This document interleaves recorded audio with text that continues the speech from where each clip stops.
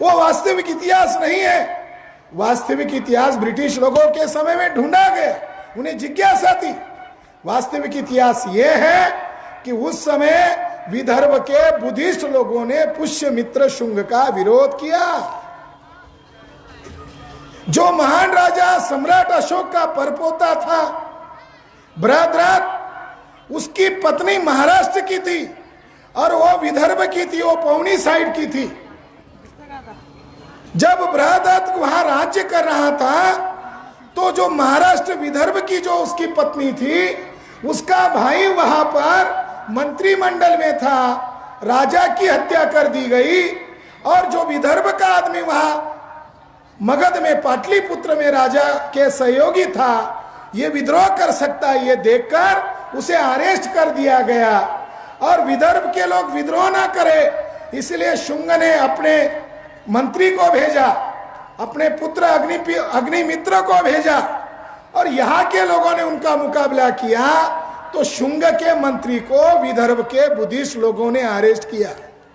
वहां पर भी उन्होंने दाव पेश किया, इसको मार दिया जाएगा तो जो विदर्भ का जो राजा उधर है उसे खत्म कर सकते हैं। शुंग को प्रस्ताव भेजा गया कि तुम हमारे राजा को छोड़ दो, जो राजा का मंत्री है उसको छोड़ो, तब हम तुम्हें छोड़ेंगे।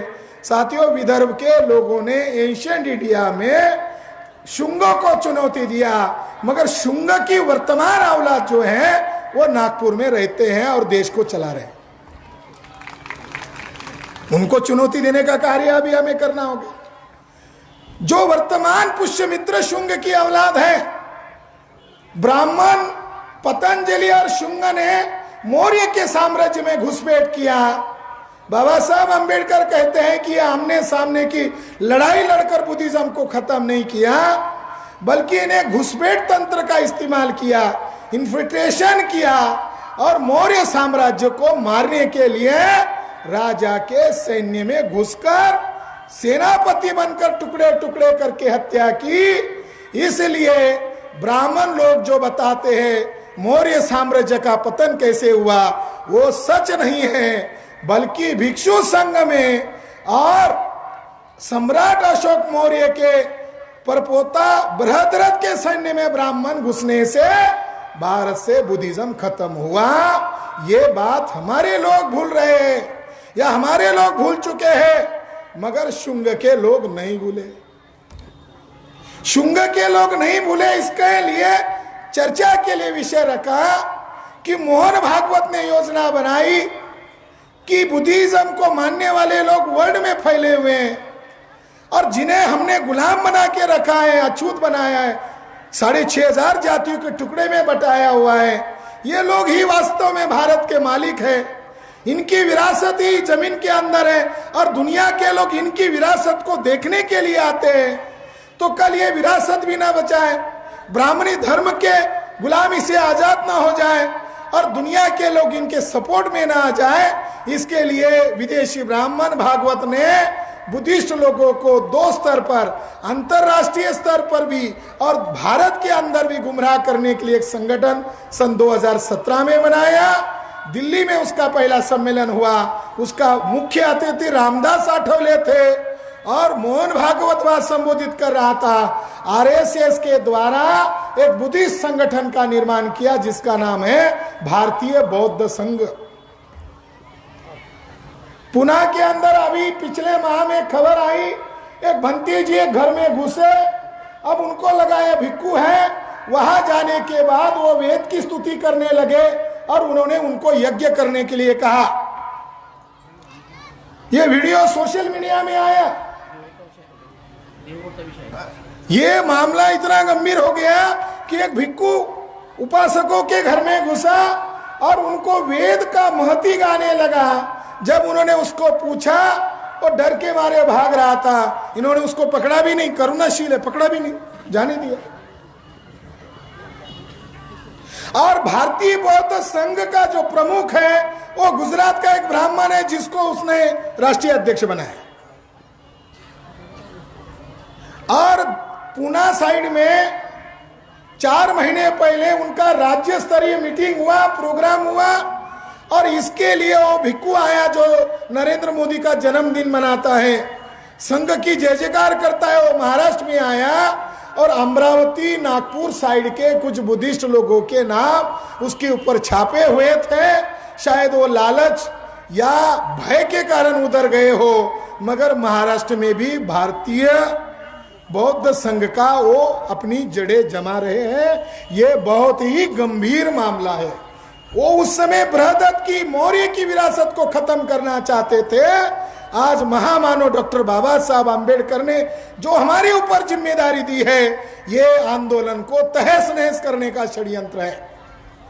दुश्मन संगठित रूप से प्रयास कर रहा है, दुश्मन संगठित रूप से प्रयास कर रहा है। कितने हद तक गया कि बुद्धिस्ट लोग दावा कर रहे थे कि साकेत में जो विरासत मिली है वो बुद्धा की है। सोशल मीडिया से पता चला, बुद्धिस्ट इंटरनेशनल नेटवर्क ने आंदोलन किए, तो आम लोगों को भी पता चला कि कोई लड़ाई लड़ रहा है तो तथ्य है। तो इन्होंने बुद्धिस्ट लोग भी समर्थन कर रहे हैं, विरोध नहीं कर रहे, ये दिखाने के लिए मोहन भागवत ने बुद्ध गया से एक भिक्खु को, जो बुद्ध गया में एक संगठन है भिक्खु लोगों का, अखिल भारतीय बौद्ध भिक्खु संघ नाम का भिक्खु लोगों का संगठन है, और उसका संचालन करने वाला जो व्यक्ति है वो भूमियार ब्राह्मण है। उसने वहां की पवित्र जगह बुद्ध गया की मिट्टी इकट्ठा की और अयोध्या के मंदिर के लिए डोनेट की, वीडियो बनाकर। यानी एक तरफ भारतीय बौद्ध संघ के नाम पर समाज को गुमराह किया जा रहा है, और ऑल इंडिया में जो भिक्खु लोग हैं उस संस्था का सर्टिफिकेट लेते हैं जो संस्था ब्राह्मण के नियंत्रण में है। ये भिक्खु लोगों को भी मालूम नहीं है, उपासकों तो मालूम नहीं है, भिक्खु लोगों को भी मालूम नहीं है। इसलिए साथियों, ये जो राज्य अधिवेशन हम कर रहे हैं, इसमें दोस्त दुश्मन की पहचान करनी चाहिए। अभी हमारे संचालन करने वाले राज्य के उपाध्यक्ष धावारे जी कह रहे थे कि राठौड़ सर कह रहे हैं ओबीसी बुद्ध धर्म की ओर।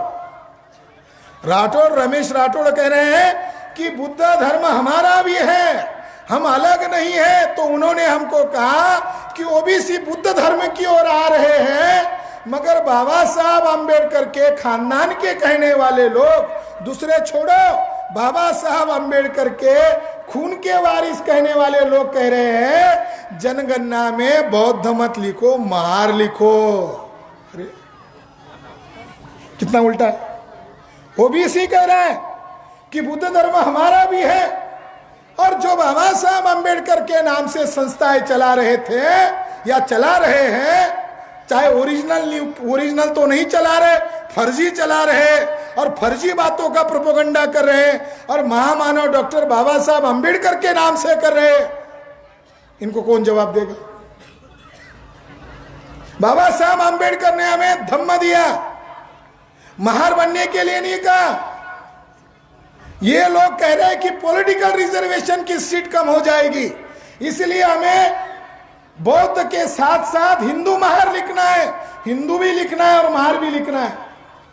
इसी शाम होटल में नागपुर में बाबा साहब आम्बेडकर ने कार्यकर्ताओं की मीटिंग लेकर कहा कि अनुसूचित जाति जनजाति के लोग जो संसद और विधिमंडल में जाते हैं वो अपना मुंह तक नहीं खोलते, वो मुंह तब खोलते जब उनको जमाई आती है। ऐसे गधे लोगों की हमें जरूरत नहीं है। और मैं खुद अगली चुनाव में 1957 के चुनाव में मैं आरक्षित सीट पर, शेड्यूल कास्ट की सीट पर उम्मीदवार के रूप पर खड़ा नहीं रहूंगा, बल्कि मैं बुद्धिस्ट हो गया हूं। तो बुद्धिस्ट लोगों की तो जाति खत्म हो गई। ये ऑन रिकॉर्ड है, जो बातें ऑन रिकॉर्ड है वो लोगों बाबा साहब आम्बेडकर के नाम पर महाराष्ट्र के भोले समाज को गुमराह कर रहे हैं। तो गुमराह करने वाले लोगों को भी जवाब देते आना चाहिए। अंबेडकरवादी होने का मतलब सरेंडर होना नहीं है। अंबेडकरवादी होने का मतलब मंदिर में जाकर ब्राह्मण के हाथ से मूत्र गोमूत्र पीना नहीं है, सत्यनारायण करना नहीं है। अंबेडकरवादी होने का मतलब सच बात बोलना। इसलिए साथियों कि आरएसएस को चुनौती देने का कार्य बुद्धिस्ट इंटरनेशनल नेटवर्क के द्वारा किया जा रहा है। बुद्धिस्ट इंटरनेशनल नेटवर्क ही इसको चुनौती दे सकता है। दुश्मन कितना डरा हुआ है, दुश्मन इतना डरा हुआ है कि 1990 में 1991 में बाबा साहब अंबेडकर का जन्म शताब्दी वर्ष आया था। तो 1990 में दत्ता ठेंगड़ी नामक ब्राह्मण ने, जो नागपुर का ब्राह्मण था, उसने वामनराव गोडबोले को 26 अक्टूबर 1990 में खत लिखा। दत्ता ठेंगड़ी ने किस व्यक्ति को खत लिखा? वामनराव गोडबोले के नेतृत्व में उन्होंने आयोजन संयोजन किया था और बड़ी धर्मांतर की सभा नागपुर में हो चुकी थी। दत्ता ठेंगड़ी कहता है उस खत में कि मैं सरसंघ चालक के सामने एक भाषण करने वाला हूं और भाषण में बाबा साहब अंबेडकर ने धर्मांतर किया, कितना अच्छा किया, मैं सरसंघ चालक को बताने वाला हूं। इसलिए मुझे आपसे जानकारी चाहिए, क्योंकि आप बाबा साहब के साथ रहे थे और मुझे पर्टिकुलर ये जानकारी चाहिए कि बाबा साहब अंबेडकर का कितने देश में नेटवर्क फैल गया था, कौन कौन से। नंबर 2 जानकारी चाहिए कि बाबा साहब अंबेडकर के समर्थन में कौन कौन से देश विदेश के देशों से भिक्खु थे, कौन कौन से प्रधानमंत्री थे, राष्ट्रपति थे। इसकी डिटेल जानकारी मुझे चाहिए। किस लिए चाहिए? मुझे सरसंघ चालक के सामने बाबा साहब अंबेडकर का धर्मांतर पर भाषण करना है। अरे आरएसएस के लोग वामनराव गोडबोले को खत में जानकारी मांग रहे थे। वामनराव गोडबोले ओरिजिनल अंबेडकरवादी थे, जानकारी नहीं दिया। वामनराव गोडबोले ने जानकारी नहीं दिया। वामनराव गोडबोले जी के जाने के बाद आरएस गवाई ने पंडित शर्मा को दीक्षा भूमि का मेंबर बनाया। ब्राह्मण जानकारी लेना चाहता था, जानकारी नहीं मिली तो रासू गवई के माध्यम से शर्मा नामक ब्राह्मण को दीक्षा भूमि का ट्रस्टी बनाया। फूल झेले और वो जो नागपुर के लोग हैं, ये इनका सरनेम भी बदलना चाहिए। ये लोग गद्दार लोगों की लिस्ट में शामिल हो गए। ये लोगों ने उनको रखा। हमने जैसे ही उनको एक्सपोज करना शुरू किया तो उनको लगा समिति में रखते हैं तो भामसेब वाले लोग, बुद्धिस्ट इंटरनेशनल नेटवर्क वाले लोग हमको नंगा घोषित कर रहे हैं। तो उन्होंने योजना बनाई ब्राह्मणों ने, और वर्तमान दीक्षा स्मारक समिति के जो बदमाश लोग हैं, इन्होंने योजना बनाई कि बोर्ड पर हमारा नाम मत आने दो, मगर दीक्षा भूमि का पूर्ण रूप से संचालन हम आरएसएस के ब्राह्मण करेंगे। अब यहां से चर्चा शुरू हो रही है, यहां से लाइव हो रहा है, वो भी सुन रहे होंगे, समाज सुन रहा है। मगर नागपुर में कितनी भारी तादाद में बुद्धिस्ट लोग रहते हैं, मगर फिर भी उन पुष्यमित्र शुंग की औलाद बाबा साहब अंबेडकर का जो प्रेरणा स्थल है दीक्षा भूमि पर कब्जा कर चुके हैं। एक का नाम है आशीष द्विवेदी, दूसरे का नाम है डॉक्टर निर्झर कुलकर्णी, तीसरे का नाम है डॉक्टर अरविंद पी जोशी। ये तीनों लोग गडकरी और फडणवीस के दाहिने बाएं हाथ हैं और ये लोग वहां पर आरएसएस से संबंधित लोगों को बुलाते हैं। और एक जो जोशी है ये वहां 40 बैचेज चलाता है स्पोर्ट्स की। क्या ये कार्यक्रम बाबा साहब अंबेडकर का था? बाबा साहब अंबेडकर तो ऑल इंडिया में 8 सेंटर बनाना चाहते थे। ये लोग तो आरएसएस की शाखा बनाए हुए हैं। जैसा रेशीम बाग उनका सेंटर है, उसी तरह दीक्षा भूमि को भी रेशीम बाग में बैठे हुए ब्राह्मण संचालित कर रहे हैं। ये बहुत दुख की बात है। इसलिए साथियों, जैसे हम साकेत को मुक्त करने के लिए राष्ट्रीय एजेंडा चला रहे हैं, बुद्ध गया मुक्ति आंदोलन का कार्यक्रम देशव्यापी चला रहे हैं, उसी तरह हमें दीक्षा भूमि मुक्ति आंदोलन भी चलाना होगा। दुश्मन वर्तमान में हमें काउंटर कर रहा है, तो उस प्रेरणा को हमें बचाना होगा। इस बात पर, इस अधिवेशन के मौके पर मैं ये बात आपको बताया। आखिरी एक बात बताकर मेरी बात को मैं विराम देता हूं। वो बात यह है एक और विषय रखा गया था जिस पर किसी वक्ता ने चर्चा नहीं किया, इसीलिए मुझे संक्षिप्त में उसके ऊपर बोलना है। महामानव डॉक्टर बाबा साहब आम्बेडकर जी का 40 साल से ज्यादा, 1981 में समिति गठित हुई तो 40 साल अभी हो गए, 2021, 40 साल से ज्यादा समय हो चुका है, मगर डॉक्टर बाबा साहब आम्बेडकर का लिटरेचर अभी तक सरकार ने पूर्णतः प्रकाशित क्यों नहीं किया? बाबा साहब आम्बेडकर अपने साहित्य को लेकर चिंतित थे। मैं आपको उदाहरण देता हूं, किसी के घर में चोरी होती है तो वो सुरक्षा रखता है, ताला लगाता है। बाबा साहब आम्बेडकर काठमांडू गए थे तो साथ में बैग भरकर जो लिखी हुई किताबें, जो पब्लिश की हुई नहीं, लिखी हुई किताबें काठमांडू लेकर गए थे। यानी बाबा साहब आम्बेडकर को शायद डर था, सविता आम्बेडकर उनके नेहरू से जुड़ी हुई थी, शायद यहां से लिटरेचर गायब हो सकता है। यानी बाबा साहब आम्बेडकर अपने साहित्य को लेकर कितने संवेदनशील थे। नानक चंद रत्तू ने अपनी याद में लिखा हुआ है कि बाबा साहब आम्बेडकर दुखी होकर रो रहे थे। उसमें दुख का कारण यह भी था कि मेरे चले जाने के बाद ये संगठन का नेतृत्व कौन करेगा, ये तो कारण था ही, मगर बाबा साहब आम्बेडकर कह रहे थे मैंने जो लिटरेचर लिखा है ये प्रकाशित मैं कर पाऊंगा या ना कर पाऊंगा, अगर मेरे चले जाने के बाद कोई प्रकाशित करेगा या नहीं करेगा, इसकी भी चिंता होती है। अगर किसी ने प्रकाशित किया तो ब्राह्मण इस पर टूट पड़ेंगे, तो मेरे जैसा उसको युक्तिवाद करने वाला, उसको मुंह तोड़ जवाब देने वाला कोई होगा या नहीं होगा, इसलिए भी मैं चिंतित होता हूं, इसलिए मैं रोता हूं। डॉक्टर बाबा साहब आम्बेडकर का लिटरेचर बाबा साहब आम्बेडकर के कहने वाले लोगों ने भी नहीं पोजीशन में लिया।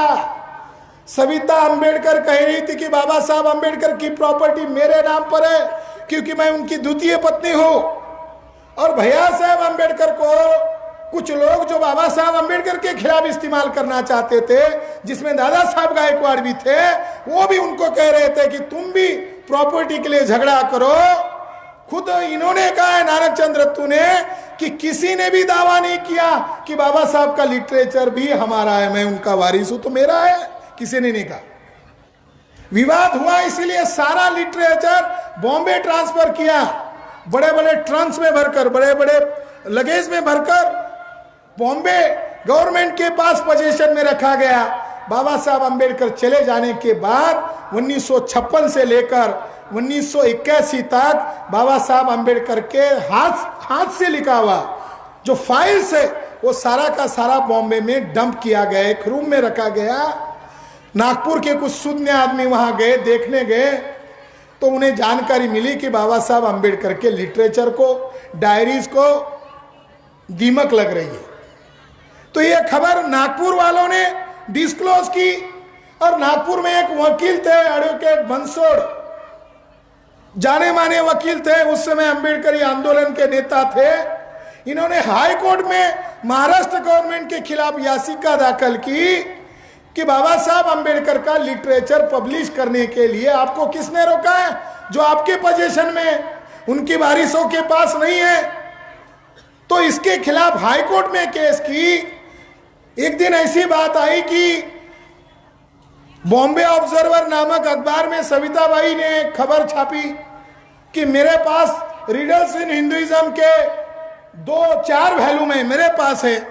तो इसको भी हाई कोर्ट में चैलेंज किया गया कि अगर लिटरेचर गवर्नमेंट के पास है तो सविता आम्बेडकर के पास वो खबर में छपकर आया, मेरे पास है, किस दावे से कह रही है? हमारी आशंका है आप लोग उसको लिटरेचर दे रहे हो और वो महिला खत्म कर रही है। ऐसा संगीन आरोप स्टेट गवर्नमेंट के ऊपर लगाया। नागपुर के लोगों ने आंदोलन किया। नागपुर के लोगों को हम धन्यवाद करना चाहते हैं, उन्होंने आंदोलन किया और परिणाम यह हुआ कि सरकार को मजबूर होकर एक कमेटी का आयोजन करना पड़ा, जिस कमेटी का नाम रखा doctor Baba Saheb Ambedkar writing and speeches समिति। इसके लिए आपके विदर्भ के ही वसंत मुन साहब को हेड बनाया गया और वसंत मुन ने जितना काम किया उतना काम किसी ने भी नहीं किया। हरिनरके ने भी नहीं किया, दत्ता भगत ने भी नहीं किया, अविनाश डोलस ने भी नहीं किया। जो काम वसंत मुन ने किया, उसका श्रेय लोग लेते रहे। मैंने अभी वसंत मुन साहब की डायरी को हासिल कर लिया है, क्योंकि हम लड़ाई लड़ना चाहते हैं। तो लड़ाई जिन लोगों के साथ है, पूरी तैयारी के साथ हम मैदान में उतरे हैं। वसंत मुन साहब ने वो सारी, उनके साथ जो व्यवहार किया गया, उनके साथ जो धोखेबाजी की गई, सरकार के लोगों के द्वारा धोखेबाजी की गई, और विदर्भ में ही कुछ ऐसे अम्बेडकरवादी लोग हैं जो गद्दार लोग हैं, उन्होंने बाबा साहब अम्बेडकर का लिटरेचर चोरी किया, अपने डायरी में मेंशन किया है। जब मेश्राम साहब ने पुना करार धिक्कार कार्यक्रम आयोजित किया था पुना में, तो विदर्भ का एक एनजी कामले है, वो प्रकाश अम्बेडकर को अपना आदर्श मानते हैं। इन्होंने पुना करार अधिकार दिवस ऐसा किताब लिखा 400 पन्ने का, और वसंत मुन ने अपनी डायरी में लिखा, जो अभी उन्होंने, उनके वारिसों ने भी पब्लिश नहीं की है, अब वो हमने हासिल कर ली है, अब हम उसको प्रसिद्ध भी करेंगे। वसंत मुन की जो जानकारी है वो उनकी निजी जानकारी नहीं है, उनको मालूम था कल भविष्य में बाबा साहब अम्बेडकर जी के लिटरेचर के साथ धोखेबाजी होगी।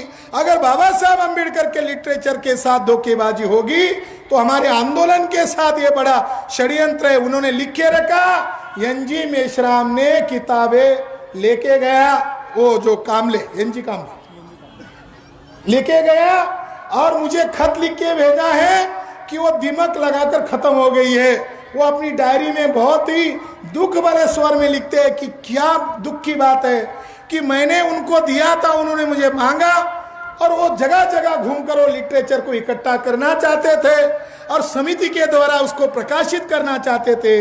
अब वो कामले ने लिटरेचर गायब किया। दुख भरी बात है। उन्होंने ये भी कहा कि मुझे दुख इस बात का हुआ, जो मेरे संग्रह में जो किताबें हैं उसमें कौन सी बातें गायब है कि बाबा साहब अम्बेडकर के जो स्पीचेस है अंग्रेजी में, वही के वही गायब है। इसलिए साथियों, बाबा साहब अम्बेडकर का लिटरेचर प्रकाशित क्यों नहीं कर रहे, ये जानने के लिए वसंत मुन जी ने जो उनके जीवन के अंतिम दिनों में हर दिन का अपना डायरी लिख के रखा, ये हमारे लिए बहुत महत्वपूर्ण है। उन्होंने यहां तक कहा कि मैं मुंबई में जहां पर बाबा साहब अम्बेडकर का लिटरेचर को कंपोज करता हूँ, प्रूफ रीडिंग करता हूँ, मेरे पास बाबा साहब अम्बेडकर की फाइलें हैं, तो मंत्रालय में मुझे कितना कमरा दिया है मुख्यमंत्री महोदय ने, तत्कालीन सरकार ने मुझे 8 बाय 8 का कमरा दिया है, जिसमें मैं भी नहीं बैठ सकता, जिसमें ऑपरेटर नहीं बैठ सकता, जिसमें बाबा साहब का फाइलिंग नहीं रखा जा सकता।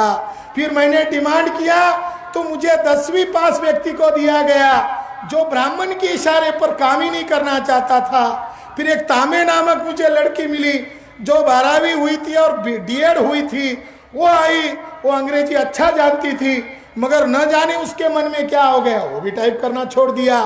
फिर एक आदमी आ गए जो उल्लासपुर से आता था, सर मंत्रालय के पास ही उनका छोटा सा कमरा था, उसने ये शर्त रखी कि मैं लिखित लिटरेचर, बाबा साहब का लिटरेचर जो हाथ से लिखा हुआ है वो भी टाइप नहीं करूंगा, आप डिक्टेट करोगे उतना ही टाइप करूंगा।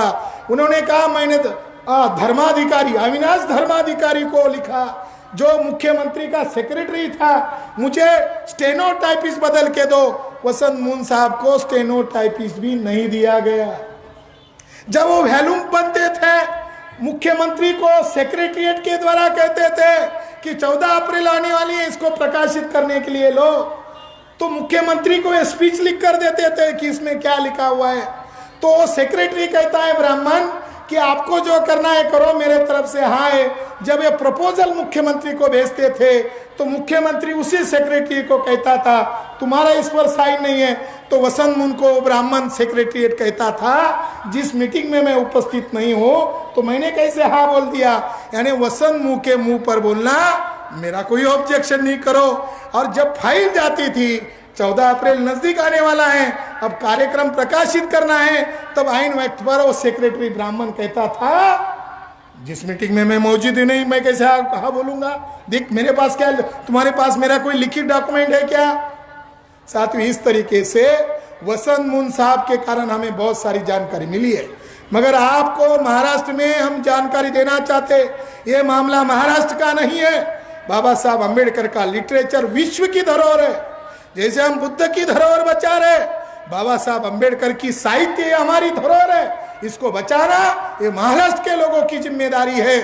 बाबा साहब अंबेडकर का लिटरेचर 22 वॉल्यूम में पब्लिश किया, एक वॉल्यूम में गलत लिखा, हमने विरोध किया, वो रिजेक्ट हुआ है। हरिनर के दत्ता भगत के द्वारा 22 वॉल्यूम प्रकाशित किए गए। खुद हरिनर के कहते थे कि 50 वॉल्यूम हो सकते हैं। वही एनजी कामले बोलता था और वो कसारे एक उसका साथी था, दोनों कहते थे 175 वॉल्यूम हो सकते हैं। कहाँ गए वो साहित्य?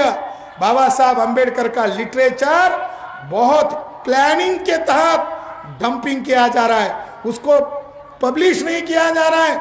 वसंत मोहन साहब के समय ही लगभग सभी खंडों का मराठी में अनुवाद किया गया था, वो डायरी पढ़ने के बाद पता चला।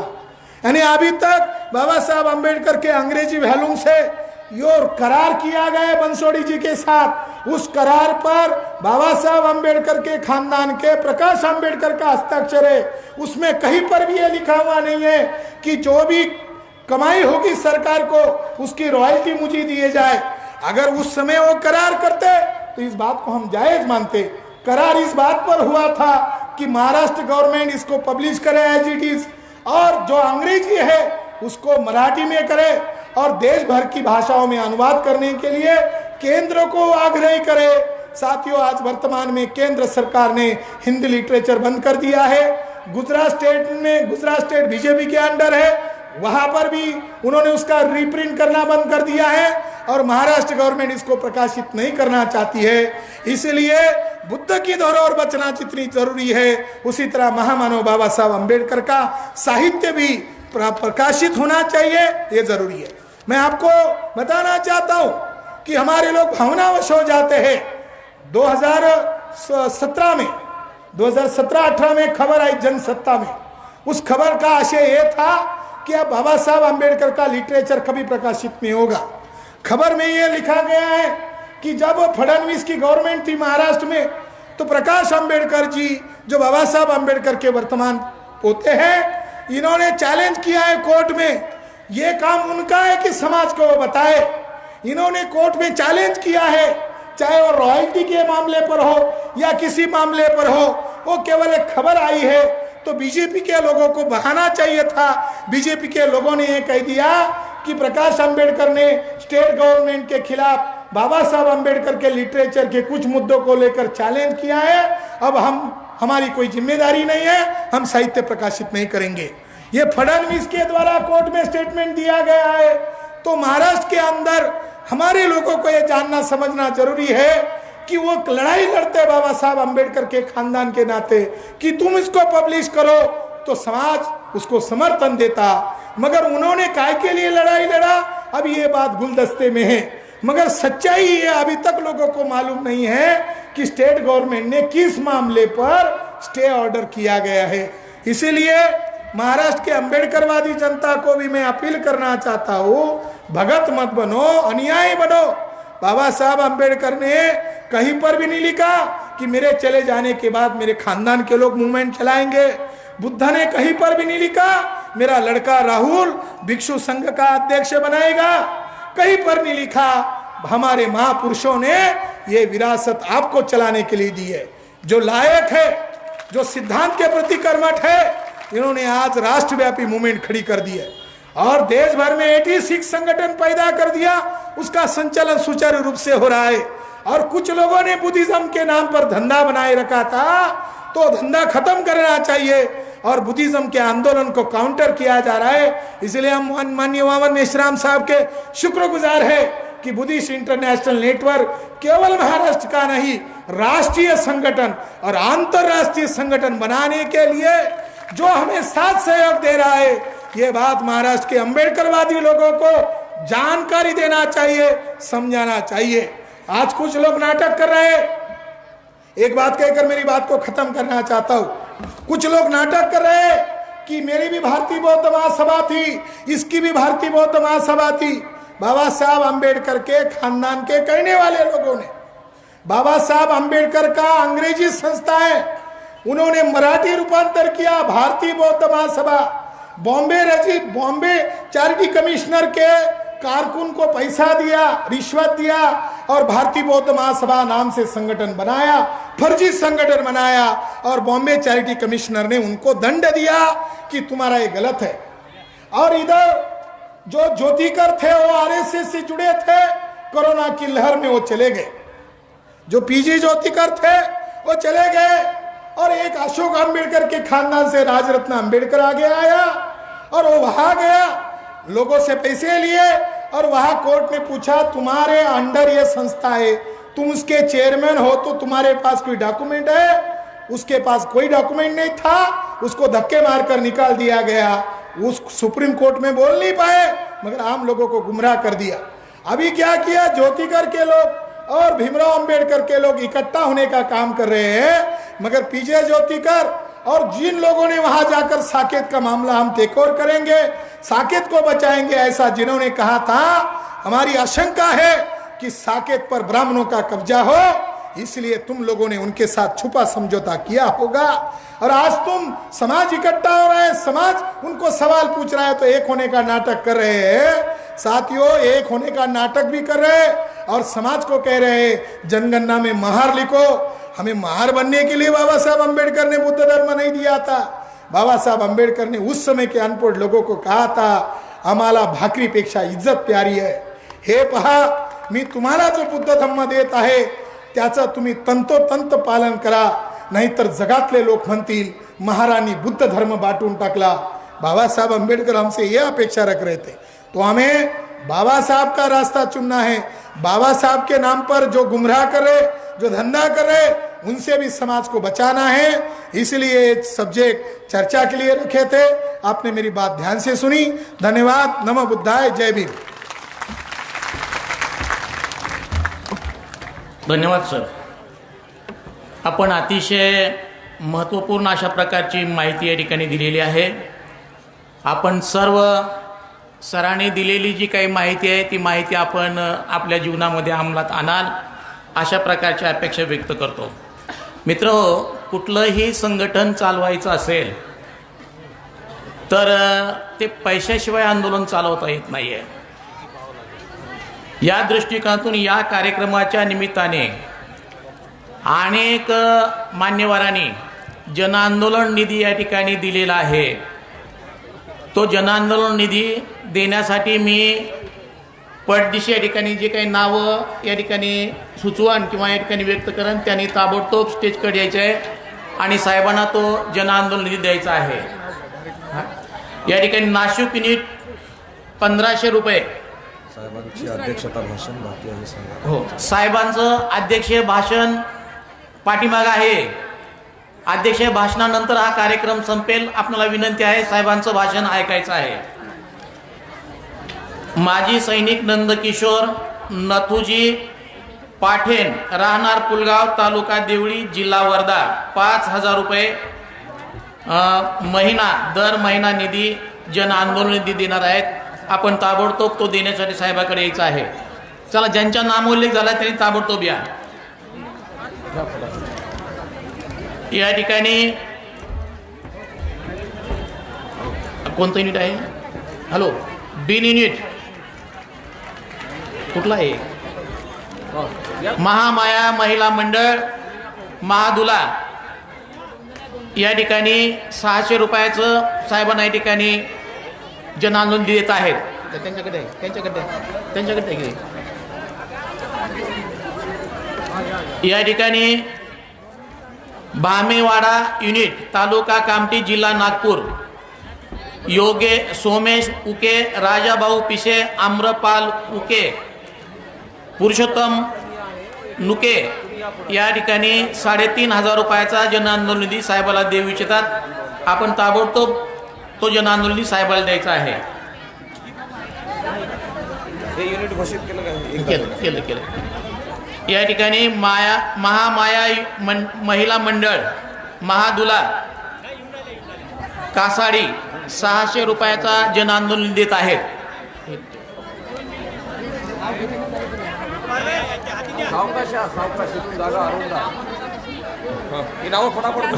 या ठिकाणी नंदुलाल मेश्राम बालघाट मध्य प्रदेश हे साहेबांना 5,000 रुपयाचा धनदेश देऊ इच्छितात. नथुलाल मेश्राम, आपण या ठिकाणी 5,000चा धनदेश साहेबांना द्यायचा आहे. थोडं फास्ट करा, फास्ट. महेंद्र धोते 1,000 रुपये साहेबांना जन आंदोलन निधी देऊ इच्छितात. चला पंडित, ज्याचा नाम उल्लेख केलाय तो. पुलगाव युनिट वर्धा जिल्हा 10,000 रुपये साहेबांना जन आंदोलन देण्यासाठी या ठिकाणी देत आहेत. पुलगाव युनिट वर्धा. कामठी युनिट हर्ष मेश्राम 2,000 रुपयाचा हार साहेबांना या ठिकाणी ते देऊ शकतात. हर्ष मेश्राम. फास्ट यासाठी सरपंची गावाकडे 10 रुपये जन आंदोलन, 10 रुपये में आजादी, दमदान भंडारा युनिट.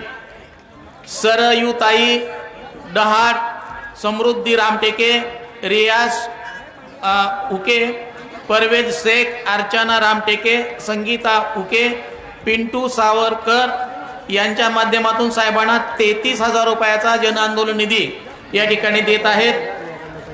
तर दमदान भंडारा युनिट 33,000 रुपयाचा दमदान देत आहेत. त्यांनी या ठिकाणी आपला दमदान जन आंदोलन देण्याचं द्यायचं आहे.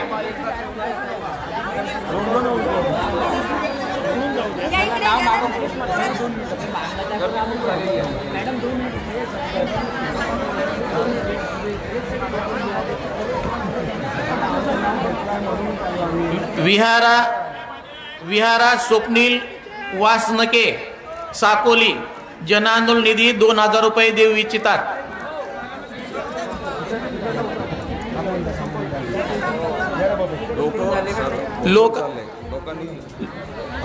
आपल्याला सर्वांना विनंती आहे, हा जन आंदोलन निधीचा कार्यक्रम संपल्यानंतर साहेबाचं अध्यक्षीय भाषण होणार आहे. आपण सर्वांनी या ठिकाणी जागेवर बसून घ्यावी, आपल्याला विनंती. स्वप्नील वासनके, विहार स्वप्नील वासनके 2,000 रुपये जन आंदोलन देऊ इच्छितात. तसेच स्नूबी दिनेश मेश्राम, शौर्य राजेश मेश्राम, आर्या राजेश मेश्राम, तुमसर जिल्हा भंडारा महाराष्ट्र हे 2,000 रुपये साहेबांना जन आंदोलन देऊ इच्छितात. हे त्यांचं कुणाकडे द्यायचं नाही आले तर ठीक आहे. फटाफट घ्या, फास्ट. तसेच संविधान उपासक संघ राहणार Pulgaon, Wardha road, petrol pump, तालुका देवळी, जिल्हा वर्धा यांच्यातर्फे 5,000 रुपयाचं दमदान मेश्राम साहेबांना देण्यात येत आहे. त्यांना ही विनंती आहे की आपण ते द्यायचं आहे. त्यांना तिकडे लगेच. तसेच 10 रुपये में आजादी, भारतीय विद्यार्थी मोर्चा भंडारा युनिट यांच्या वतीनेही 33,000 रुपयाचा जन आंदोलन साहेबांना देण्यात येत आहे.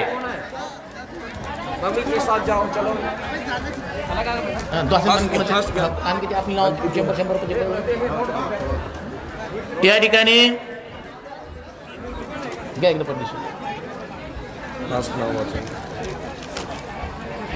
या ठिकाणी गौशिक रोटडे किरमटी लाकाहूर 100 रुपये, अशोक रामटेके नागभीड 1,000 रुपये, शुद्धोदन कानोदे यवतमाळ 2,000 रुपये, नामदेव मेश्राम ब्रह्मपुरी 10,000 रुपये, पूर्व प्रचारक बामसेप गुलाब दरेकर 500 रुपये, बामेवाडा युनिट जिल्हा नागपूर 35,000 रुपये, नोटाचा 3500 रुपयाचा नोटाचा हार साहेबांना ते घालू शकतात. अंबादास लोखंडे नीलकंठ धनविजय जयताला युनिट नागपूर 4,000 रुपये, अनुप कुमार शैलेंद्र रंगारी 1,000 रुपये, आदर्श पंचशील मंडळ ॲडम 1,000, रमाबाई महिला मंडळ कोरगाव नागभीर 510 रुपये, निष्ठा लिखित मेश्राम आड्याळ 500 रुपये, काजल निखिल मेश्राम दोन्ही मिळून 500 रुपये, राजेश मडामे भंडारा 5,000 रुपये, शकील राजेंद्र सहारे 1,000 रुपये, ढोक सर पवनी. ठीक आहे, आता राज्याचे करा. आणि या ठिकाणी जे राज्यस्तरीय असणारे जे काही सदस्य आहेत, तर बुलढाणा भोनस्तूप शेगाव सतीश मोहोळ, गोवर्धन गवई, संगीता मोहिड, संध्या गवई, संजय धुरंधर, नाना भिसे मुंबई, पंचशिला मोहोळ अमरावती, नंदिनी जाधव नाशिक, डॉक्टर सुनीता काळे मुंबई, सुमन कदम मुंबई, बंते सोमनाथ सोमानंद, महाराष्ट्र प्रदेश अध्यक्ष मधुकर गावंदे साहेब, सुषमा राजदीप मॅडम, राज्य सचिव ज्ञानेश्वर कोकणे, जयप्रकाश रामटेके भंडारा, इंपा डॉक्टर विश्रांत बनसोड, शशिकांत मेश्राम, नरेश अंचाला, मनोहर पसारे, अमोल वासनिक, विलास रंगारी, रमेश खोब्रागडे, मार्तंड गजधारे, प्रदीप मेश्राम, ओंकार माडे, दिलीप गोडके, प्रवीण आंबादे, गौरव वंजारी, नंदलाल मेश्राम, बाबूराव बोरकर, उमने सर, नीलिन राऊत, अध्यक्ष नागमे, स्वप्नील वासनिक, तारेश शहाटे, विजयकांत बडगे, राजेश गजबिये, शरयू दहाट, दीनबंधू मेश्राम, धर्मेंद्र मेश्राम यांच्याकडून जन आंदोलन निधीसाठी या ठिकाणी 12.5 लाख रुपयाचा जन आंदोलन निधी बीनला या ठिकाणी साहेबाकडे सुपूर्द करत जात आहे. त्याच पद्धतीने मूल निवासी नायक माननीय वामन मेश्राम साहेब यांच्या 65व्या जन्मदिनानिमित्त राष्ट्रव्यापी स्वाभिमानी आत्मनिर्भर संकल्प दिनानिमित्त कुंदा तोडकर प्रदेशाध्यक्ष राष्ट्रीय मूल निवासी महिला संघ यांच्याकडून 1 महिन्याचे पेन्शन 25,000 रुपये जन आंदोलन निधी देत आहेत. राजू शंभरकर साहेबांना 500 रुपयाचा धनादेश या ठिकाणी जन आंदोलन म्हणून देत आहेत. विशाखा बौद्ध विहार भंडारा तर्फे सौ चंदा रामटेके यांच्याकडून राज किरण रामटेके यांच्याकडून 2,000 रुपयाचा धम्म आंदोलन निधी देण्यात येत आहेत. त्याने ते या ठिकाणी द्यायचं आहे. स्नूबी दिनेश मेश्राम, शौर्य राजेश मेश्राम, आर्य राजेश मेश्राम यांच्याकडून 2,000चा राष्ट्रीय जन आंदोलन निधी या ठिकाणी देण्यात येत आहे. चला पुढे. एवढ्या जणाला बोलवा, तो लिफाफा त्यांच्याकडे. एवढ्या हे कुणाचं आहे? हे एका पुन्हा नाव घोषित करा. या ठिकाणी अध्यक्षता व्हायची. गॉगी सगळे, किरमिटी लाकापूर, अशोक रामटेके नागबीड, शुद्धोधन कानोदे यवतमाळ 2,000 रुपये, नामदेव मेश्राम ब्रह्मपुरी 10,000 रुपये, गुलाब दरेकर पूर्व प्रचारक ब्रामशेप 500 रुपये, भामेवाडा युनिट जिल्हा नागपूर 3500 रुपयाचा साहेबांना हार घालू इच्छितात. अंबादास लोखंडे निलकंठ धनविजय जय ताला युनिट नागपूर 4,000 रुपये, अनुप कुमार शैलेंद्र रंगारी 1,000 रुपये, आदर्श पंचशील मंडळ ॲडम 1,000 रुपये, रमाबाई महिला मंडळ 510 रुपये, निफाद निखिल मेश्राम आड्याळ आणि काजल मिकी मेश्राम 500 रुपये, राजेश मंडाळे भंडारा 5,000 रुपये, शाकिल राजेंद्र सहारे 1,000 रुपये, डोक सर पवणी. चला, ज्यांचं नाम उल्लेख केलं त्याने या ठिकाणी पुढे चला. ते देणारच आहोत आम्ही. अध्यक्षता होणार आहे. साहेबांची अध्यक्षीय भाषण होणार आहे. आपल्याला विनंती आहे कुणीही जागेवर उठू नये. नुबीर फुले वडसा जिल्हा गडचिरोली 1,000 रुपये जन आंदोलन निधी या ठिकाणी देण्यात येत आहे. तसेच रतन गडपायले 1,000 रुपये या ठिकाणी धनादेश देत आहेत. त्याने तो साहेबांना सुपूर्द करायचा आहे.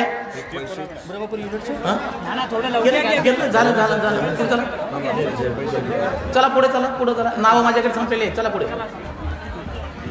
अध्यक्षीय भाषण लगेच होणार आहे. आपल्याला विनंती आहे जाग्यावरनं कोणीही उठू नये.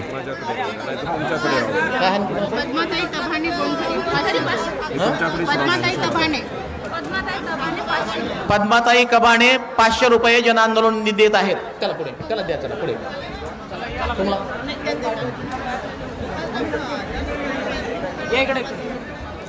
चला, ज्यांचा नाम उल्लेख केला त्याने पडदिशी झाली. लिस्ट संपली. साहेबांचं अध्यक्ष हे वारंवार सांगा, लोक जाऊ शकतात.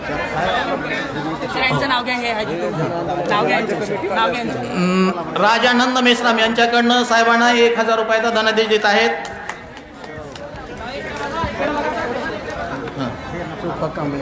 चोखा कांबळे कोण या ठिकाणी साहेबाला 100 रुपयाचा धनादेश देत आहेत. 1000 रुपये. हा.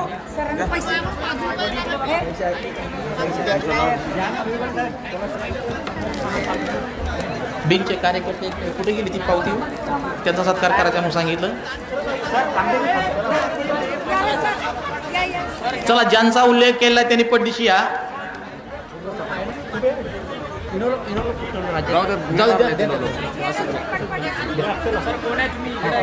चला लवकर या.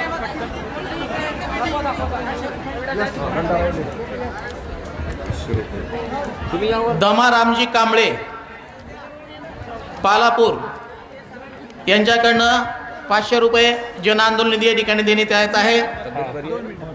चला पट्टी द्या त्यांच्याकडे, द्या त्यांच्याकडे पैसे. नाही ते आले नाही. बरं, ठीक आहे. 500 रुपये वाले कोण त्यांनी माझ्या हातात दिली.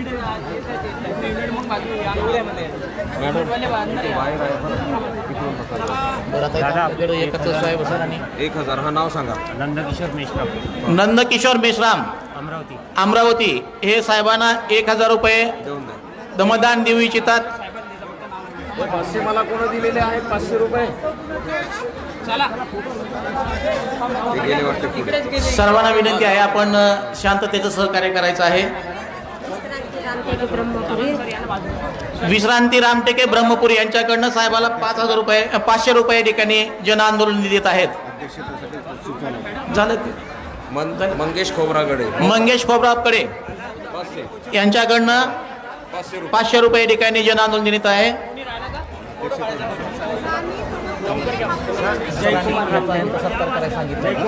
राणी फुलझेले खापरखेडा युनिट यांच्याकडून 500 रुपये जन आंदोलन निधी प्राप्त झाला.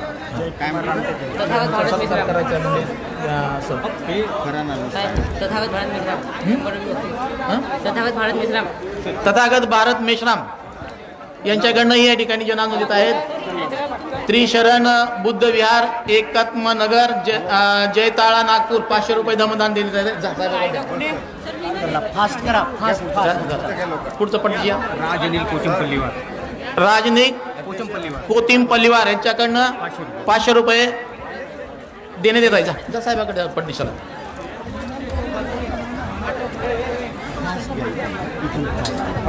चला फास्ट चला. एकेकाने चला पड्डीशी या.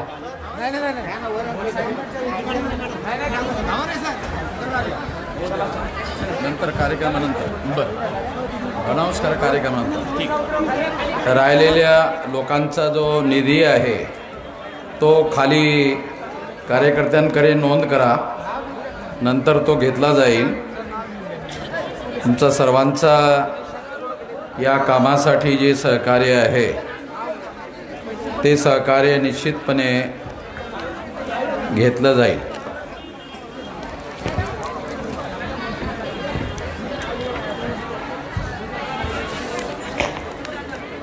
या ठिकानी इस मौके पर बहुत सारी बातें बताई जा चुकी हैं, बहुत सारी बातें आप लोगों के नोटिस में आई है. मैं ये जो विषय है, बहुजनांचे ब्राह्मणीकरण करण्याचा मुख्य उद्देश बहुजनांना त्यांच्या मूळ संस्कृती विरासतीपासून तोडणे व त्याचा ब्राह्मणी धर्माचे गुलाम बनवून ब्राह्मणी व्यवस्था मजबूत करण्याचे एक खतरनाक षड्यंत्र आहे. इस विषय पर कुछ बातें जो है थोड़ा आपको बताना चाहता हूँ. साथियों,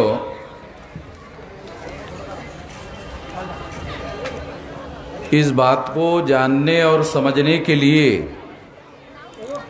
इतिहास की कुछ बातें अगर हम जान लेते हैं तो बात समझ में आती है. तो इतिहास की कुछ बातें हैं जो मैं आप लोगों को बताना चाहता हूँ.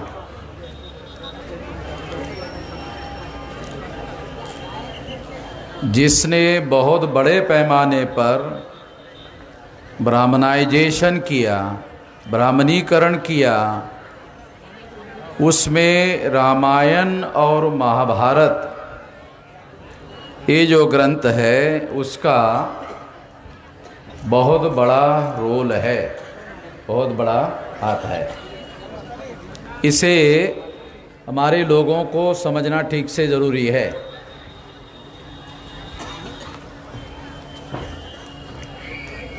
जो सम्राट बृहदत्त मौर्य है, ईसा पूर्व 185 को जब उसकी हत्या की गई,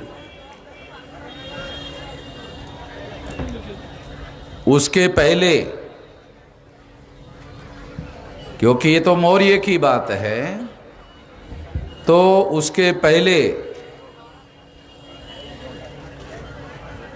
इतिहास में जो चीज़ें हम लोगों को समझना बहुत ज़्यादा ज़रूरी है, जो लोग बातें जानना चाहते हैं, समझना चाहते हैं, उन लोगों के लिए बहुत ज़रूरी बातें।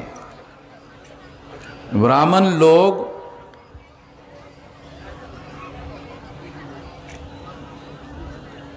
प्रचार करते वक्त ये कहते हैं कि उनका धर्म बहुत ज़्यादा प्राचीन है। प्राचीन पर बहुत ज़्यादा जोर रहता है ब्राह्मणों का। कोई मंदिर अगर 100 साल पुराना है तो उसमें भी लिख दे प्राचीन मंदिर। उन लोगों का एक बड़ा आप लोगों को ये समझने के लिए बहुत ज़रूरी बातें बता रहा हूँ। प्राचीन लिखते हैं तो ये कितना प्राचीन है, ये थोड़ा आप लोगों को बताना चाहता हूँ, जिससे आप लोगों को बातें समझ में आए। जो मौर्य का साम्राज्य है वो बुद्धोत्तर है, यानी बुद्ध के बाद है। बुद्ध ने जब मन और मस्तिष्क को मुक्त करने की क्रांति की, उसकी वजह से राजनीतिक क्रांति हुई, ऐसा बाबा Saheb Ambedkar annihilation of cast में कहते हैं। मन और मस्तिष्क की मुक्ति होने से ही राजनीतिक क्रांति होती है। गुरु नानक की मन और मस्तिष्क की मुक्ति होने के बाद ही सिखों का जो साम्राज्य है वो निर्माण हुआ। और जो मुसलमान हैं उसके बारे में बाबा साहब अम्बेडकर कहते हैं कि मोहम्मद की अरब में जो कबीले लोग हुआ करते थे, कबीलों में रहते थे, जाहिल लोग थे, उन जाहिल लोगों के बीच में जब मोहम्मद ने मन और मस्तिष्क को मुक्त करने की क्रांति की, तब आज अरब जो है एक शक्तिशाली इकाई में राजनीतिक रूप से परिवर्तित हुआ। उसी तरह से बुद्ध ने जब मन और मस्तिष्क की मुक्ति की, तो इस मुक्ति की वजह से चंद्रगुप्त की राजनीतिक क्रांति हुई, मौर्य का साम्राज्य स्थापित हुआ। ये बात सिद्धांत के रूप में एनिहिलेशन ऑफ कास्ट में बाबा साहब अम्बेडकर ने बताई। मन और मस्तिष्क की मुक्ति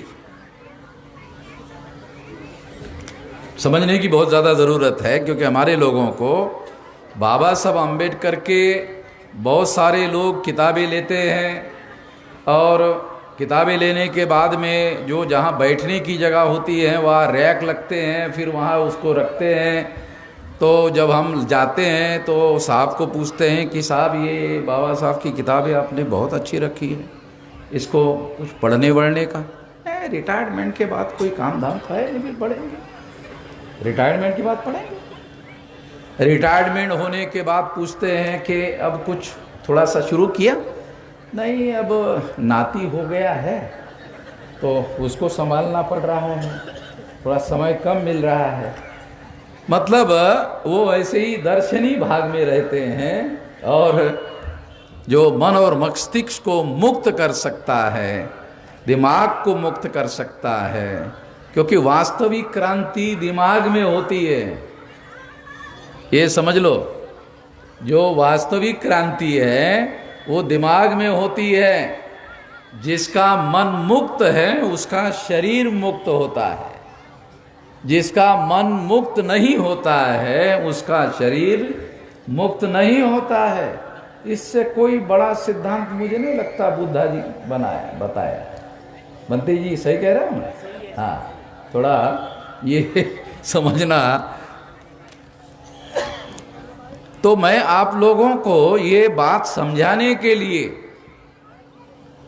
बहुत अहम बातें हैं ये समझाने के लिए बता रहा हूं कि बुद्ध ने जब ये प्रचार वो करते थे तो अपने प्रचार में बातें साधारण लोगों को समझाने के लिए जातक कथाओं का उपयोग करते थे, समझाने के लिए, क्योंकि साधारण लोग होते थे तो उनको समझाने के लिए जातक कथाओं का उदाहरण देते थे। उसमें एक जातक दशरथ जातक है।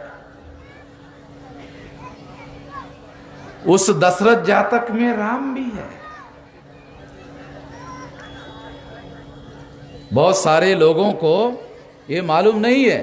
उस दशरथ जातक में यानी उसमें राम भी है, उसमें सीता भी है। दशरथ जातक में तो वो दशरथ जातक जो है वो मौर्य के पहले है, उसके बाद मौर्य है। और मौर्य की प्रतिक्रांति ईसा पूर्व 185 को होने के बाद में और कई, अगर इसका हम सालों में अध्ययन करें तो लगभग 800 साल के बाद, बुद्धा के 800 साल बाद रामायण लिखी गई। ब्राह्मण लोग प्रचार करते हैं प्राचीन प्राचीन प्राचीन, हमारा ये ग्रंथ बहुत प्राचीन है, बहुत प्राचीन है। अब कितना प्राचीन है भाई तेरा, है? कितना प्राचीन है, बुद्ध के पहले है। तो रामायण जो है वो 800 साल बाद, बुद्ध के 800 साल बाद। तो मेरे पास तो 2 ही डॉक्यूमेंट्री एविडेंस थे कि वाल्मीकि रामायण में 2 जगह श्लोक हैं बुद्ध के विरोध में। 2 श्लोक है बुद्ध के विरोध में। यदि वाल्मीकि रामायण बुद्ध के पूर्व लिखा होता तो फिर बुद्ध के विरोध में 2 श्लोक वाल्मीकि रामायण में कैसे आता? बराबर। इसका मतलब है, हाँ, तो बाद में मुझे जानकारी मिली कि वो 2 बार नहीं 16 बार रामायण में 16 जगह पर 16 संदर्भ है बुद्ध के रेफरेंसेस। इस पर रिसर्च हुआ, अंग्रेजों ने रिसर्च किया। और एक जानकारी की बात आपको बताता हूं, संस्कृत भाषा के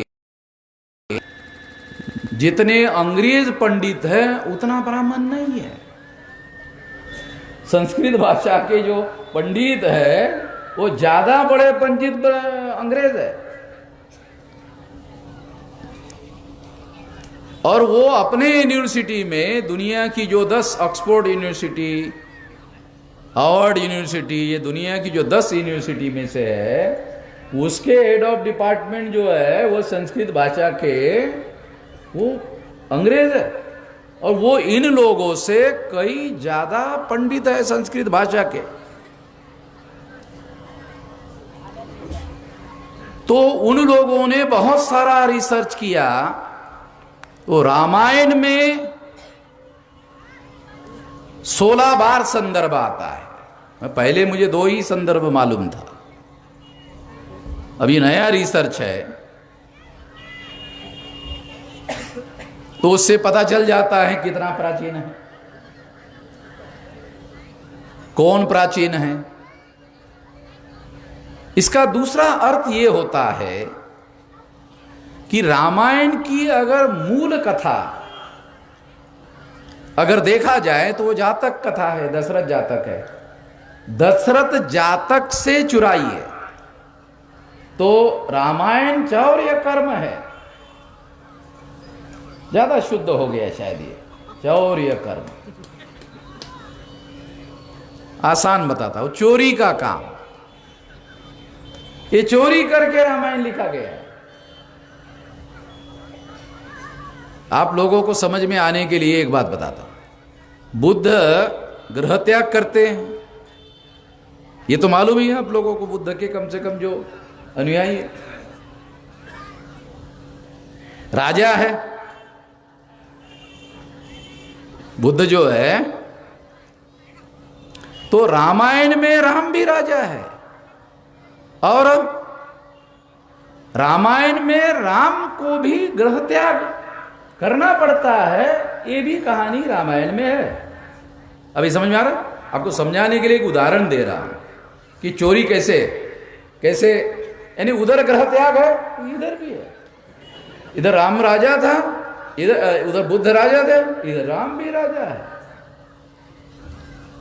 उदाहरण के लिए आपको पता चले। तो ऐसी बहुत सारी बातें जो है चोरी करके, मूल कथा तो दशरथ जातक है और वो रामायण लिखने के 800 साल पहले की है। कुछ लोग तो कहते हैं जातक कथाएं बुद्ध पूर्व है, कुछ लोग तो ये भी कहते हैं बुद्ध तो प्रवचन में जातक कथाओं का अपने प्रचार के लिए, अपने सिद्धांतों का प्रचार करने के लिए, उदाहरण देने के लिए जातक कथाओं का उपयोग करते थे।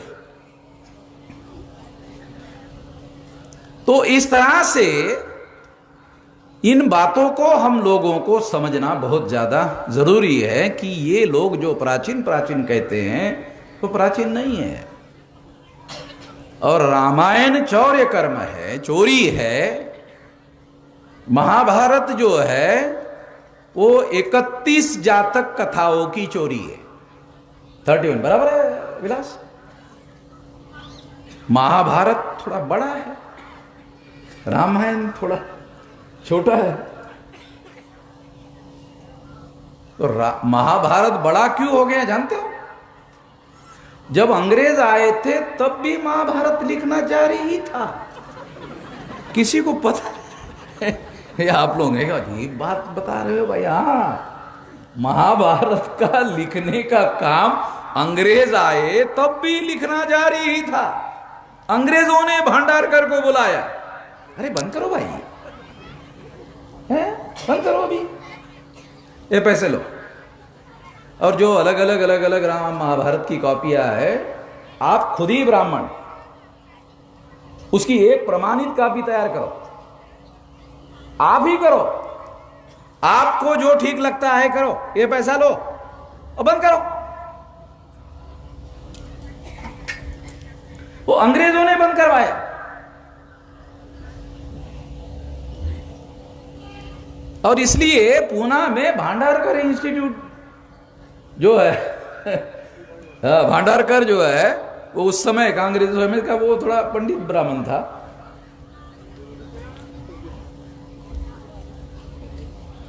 तो इनकी बहुत सारी बातें देखो, इनको ये चोरी क्यों करना पड़ा?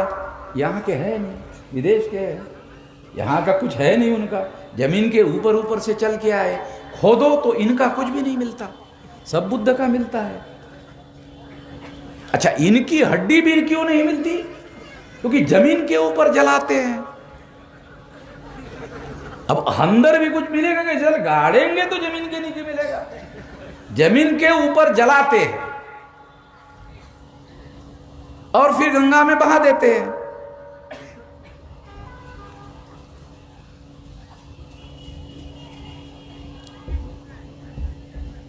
आप सुनकर हैरान हो जाओगे कि अयोध्या, ब्राह्मणों ने प्रचार किया कि अयोध्या राम की जन्मभूमि है, प्रचार किया उन्होंने। तो जो राम लला है, लला समझते बच्चों को माँ बाप जो है प्यार से लल्ला बोलते, लल्ला इधर आ जा लल्ला। ये नॉर्थ इंडिया में लल्ला शब्द जो है बोलने का रिवाज है, बच्चे को लल्ला बोलने का। तो ये जन्मभूमि बताने के लिए ब्राह्मणों ने राम लला ये शब्द प्रचार में लाया, यानी छोटा राम, यानी जन्मभूमि है इसलिए वो छोटा है। तो राम की जो छोटी मूर्ति है वो फिर अयोध्या में मिलनी चाहिए क्योंकि वहां जन्म हुआ। तो वो मूर्ति भी गोरखपुर से लाई गई। मतलब इतने झूठे लोग हैं। अरे तुम कह रहे हो अयोध्या में जन्म हुआ तो वो राम लला जो है उसकी मूर्ति अयोध्या में मिलनी चाहिए, तो वो भी उनको गोरखपुर से लाना पड़ा। वो है नहीं क्योंकि वो अयोध्या साकेत है। अयोध्या नहीं है, अयोध्या साकेत है। 3000 लोगों का, भिक्षुओं का संघाराम था, छोटा मोटा संघाराम नहीं था। 3000 भिक्षुओं का, आप अंदाजा लगाओ 3000 भिक्षु जहां निवास करते हैं, इतना बड़ा संघाराम था। और कहते हैं 16 साल तक बुद्ध खुद साकेत में रहे।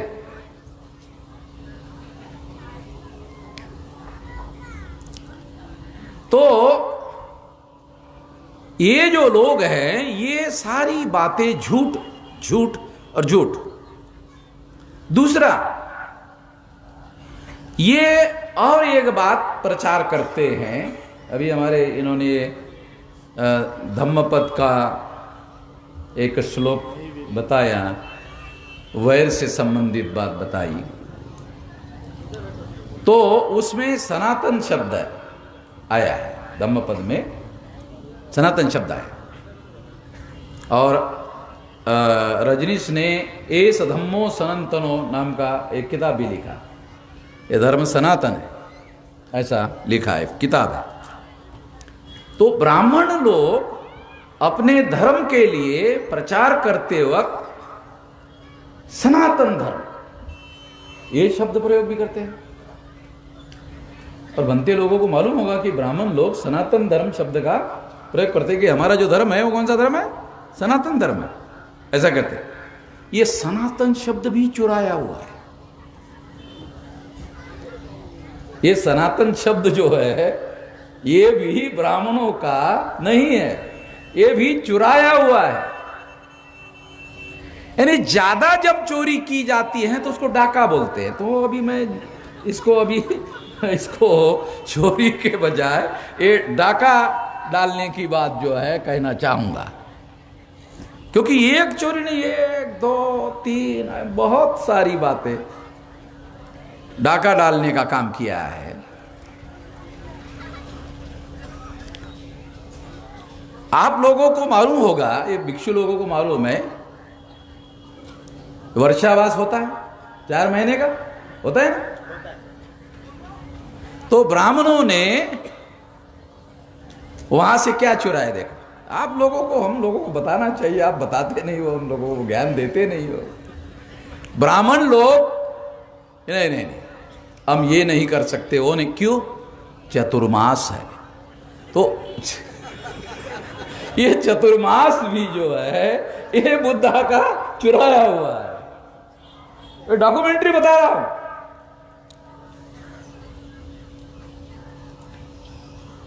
जो वर्षावास होता था वो 4 महीने का होता था। तो वहां से उन्होंने शब्द लिया, उसका बनाया चतुर्मास, कि हमारा चतुर्मास चल रहा है। ऐसी बहुत सारी बातें जो है इन लोगों ने चुराई है, ब्राह्मणों ने चुराई है। और ये चुराई हुई बातें जो है वो एक तरफी पाबंदी लगा दी कि आपको पढ़ने का अधिकार नहीं होगा। उस वजह से 2-3 हजार साल तक हमारे लोगों को पढ़ने लिखने का अधिकार नहीं मिला। परिणामतः जो बौद्धिक वर्ग होना चाहिए उसका निर्माण नहीं हुआ। वो तो अंग्रेजों के आने के बाद मिलिट्री में जो लोग भर्ती होते थे या भर्ती किए जाते थे, उनके बच्चों के लिए लिमिटेड पढ़ाई लिखाई का अधिकार अंग्रेजों ने दिया। उनके बच्चों के लिए अंग्रेज चाहते थे सार्वत्रिक हो शिक्षा। अंग्रेजों ने सबसे पहले कलकत्ता विश्वविद्यालय खोला, अंग्रेजों ने विश्वविद्यालय खोला। देखो, सोचो, बहुत विचार करने वाली बात है। नालंदा, मैं जब नालंदा गया दूसरी बार या तीसरी बार गया, तो एक छोटा किताब था, वो खरीदा, पढ़ा, तो उसमें एक लाइन थी, नालंदा नाम का नाग था। केवल एक सेंटेंस था। तो मुझे समझ में आया कि नालंदा ये जो नाम है, कोई व्यक्ति संपन्न रहा होगा और उसके पास बहुत बड़ी जमीन रही होगी, पैसे वाला रहा होगा, और ये जमीन उसने दान दिया होगा। इस वजह से उसका नाम जो है नालंदा पड़ा होगा, क्योंकि वो एक सेंटेंस से मुझे ये बात समझ में आई। ये जो मुचलिंद नाग, अगर आप गया में जाओगे, बोध गया में, तो उसको सांप दिखाया गया। ये जितने नाग है, ये सांप नहीं है। बुद्ध की मूर्तियों के ऊपर कहीं कहीं ऐसा छत्र धारण किया हुआ नागों का दिखाई देता है। कई बुद्ध की मूर्तियां हैं जहां नागों ने छत्र धारण किया हुआ है। तो छत्र धारण किया हुआ है, इसका एक अर्थ यह होता है कि नागों ने बौद्ध धर्म को राजाश्रय दिया, ऐसा एक अर्थ निकलता है छत्र धारण करने का। देखो शब्द, देखो जो पुरातत्व होता है, मैं पुरातत्व का ज्ञानी नहीं हूं, मगर मैं सारे विषयों का थोड़ा अभ्यास करते रहता हूँ। इतिहास मेरा बहुत प्रिय विषय है, और इतिहास से आगे इंडोलॉजी जिसे प्राच्य विद्या कहते हैं, उसको हिंदी में इंडोलॉजी को प्राच्य विद्या कहते हैं। तो ये प्राच्य विद्या की बातें हैं जो मैं आपको थोड़ा समझा रहा हूँ। तो ये बातें जो है, इससे हमें अपना इतिहास जो है वो पता चलता है, इससे जानकारी मिलती है, इससे समझ में आता है कि इन्होंने, ये नागों ने बौद्ध धर्म को राजाश्रय दिया था। तो ये ऐतिहासिक बात है, क्योंकि ये जो मौर्य साम्राज्य है, नाग लोगों का साम्राज्य है, तो इन्होंने राजाश्रय दिया, ये तो हिस्टोरिकल बात है। और नाग लोगों का जो साम्राज्य था वो अफगानिस्तान और अफगानिस्तान से आगे भी फैला हुआ था। तो मैं कभी भी जो मौर्यों का जो नक्शा है ना, भारत का मौर्यकालीन, जब आप पढ़ो आपको मौर्यकालीन भारत का नक्शा, तो उसमें अफगानिस्तान मौर्यकालीन भारत में दिखाया देता है। तो अगर अफगानिस्तान का कोई आदमी आज के तारीख में भारत में निवास करता है, तो मैं उसको भारतीय ही मानता हूँ। ब्राह्मण उसको विदेशी कह सकते हैं, मगर वो विदेशी नहीं है। तो ब्राह्मणों की वजह से ये भारत का नक्शा जो छोटा हो गया, मौर्य का जो इतना विशाल भारत था, वो तो ब्राह्मणों की वजह से छोटा हो गया। भारत का जो भौगोलिक नक्शा है वो जो छोटा हो गया, वो ब्राह्मणों की वजह से हो गया। इस वजह से ब्राह्मणों पर देशद्रोह का आरोप लगाया जा सकता है। मैं अभी लगा नहीं रहा हूं, मगर लगाया जा सकता है। क्योंकि कभी कभी मैं सोचता हूं कि जो देश के मूल निवासी ही नहीं है, उस पर देशद्रोह का आरोप कैसे लगाओ? कभी कभी ये भी मेरे दिमाग में आ जाता है।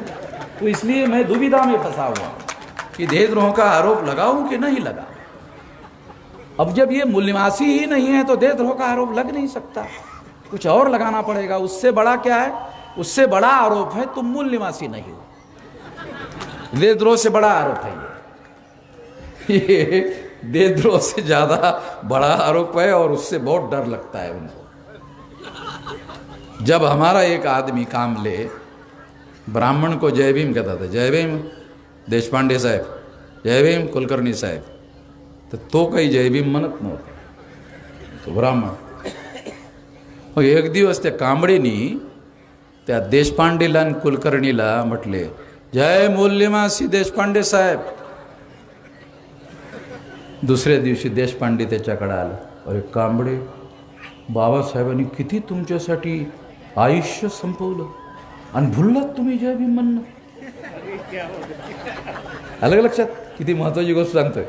त्याला वाटलं चायला जय भीम ठीक आहे, जय मूल्यमासी भयंकर. हे आमच्या लोकांना, बऱ्याच लोकांना समजत नाही. ते ब्राह्मणांना जे समजतं ना ते आमच्या लोकांना फार कमी समजते. लगेच ब्राह्मण दुसऱ्या दिवशी आला. अरे काय, बाबासाहेबांनी आयुष्य झिजवलं आणि त्याचं नाव तू घेणं बंद करून टाकलं. तो ऐसी बहुत सारी बातें हैं जिसे हम लोगों को समझना बहुत ज़्यादा ज़रूरी है. बुद्ध के नाम के रेफरेंस में भी, बुद्ध के भी बहुत सारे ऐसे नाम. अमिताभ जो है ना, अमिताभ बच्चन, ये अमिताभ बुद्ध का नाम है. ये जितने भी बड़े, जब विदेश से कोई आता है ना तो प्रधानमंत्री फिर गांधी को हटा देते हैं, बुद्ध को रखते हैं. जब विदेशी मिलते आता है तो उस समय बातचीत करते वक्त बुद्ध की मूर्ति रखते हैं,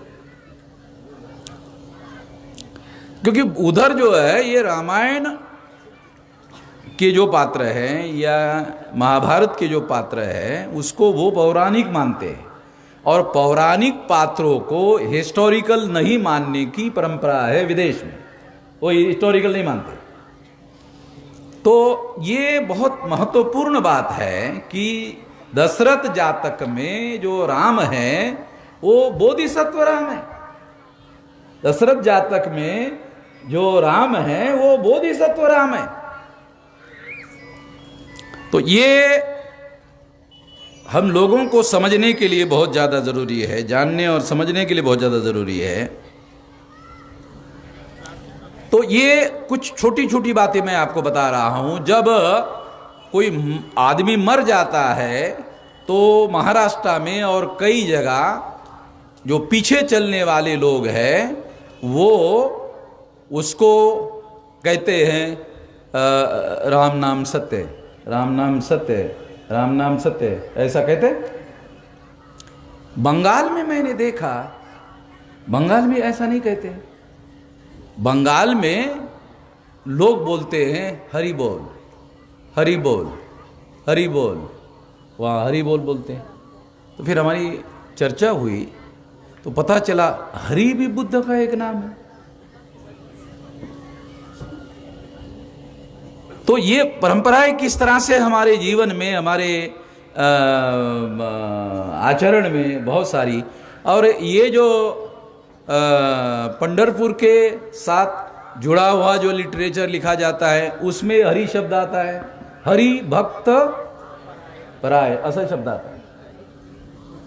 तो जो वो जो नामदेव थे, संत नामदेव, वो उस मंदिर के अंदर गर्भगृह में जाते थे. गर्भगृह में उन्होंने खुद मूर्ति अपने आंखों से देखी. नामदेव ने अपने आंखों से देखी. अपने आंखों से जो देखा वो उसका अभंग लिखा. आंखों देखा तो वो आंखों देखा जो लिखा उसके आधार पर अभंग लिखा. तो उसमें उन्होंने लिखा बुद्ध, बुद्ध लिखा हुआ है. तो इस तरह से ऐसी बहुत सारी बातें यदि हम लोग समझते हैं, जानते हैं. अभी एक रामायण में कथा है. राम जब 14 साल का वनवास भोग कर जब अयोध्या आए तो अयोध्या वासियों ने उनको दिए जलाकर उसका स्वागत किया.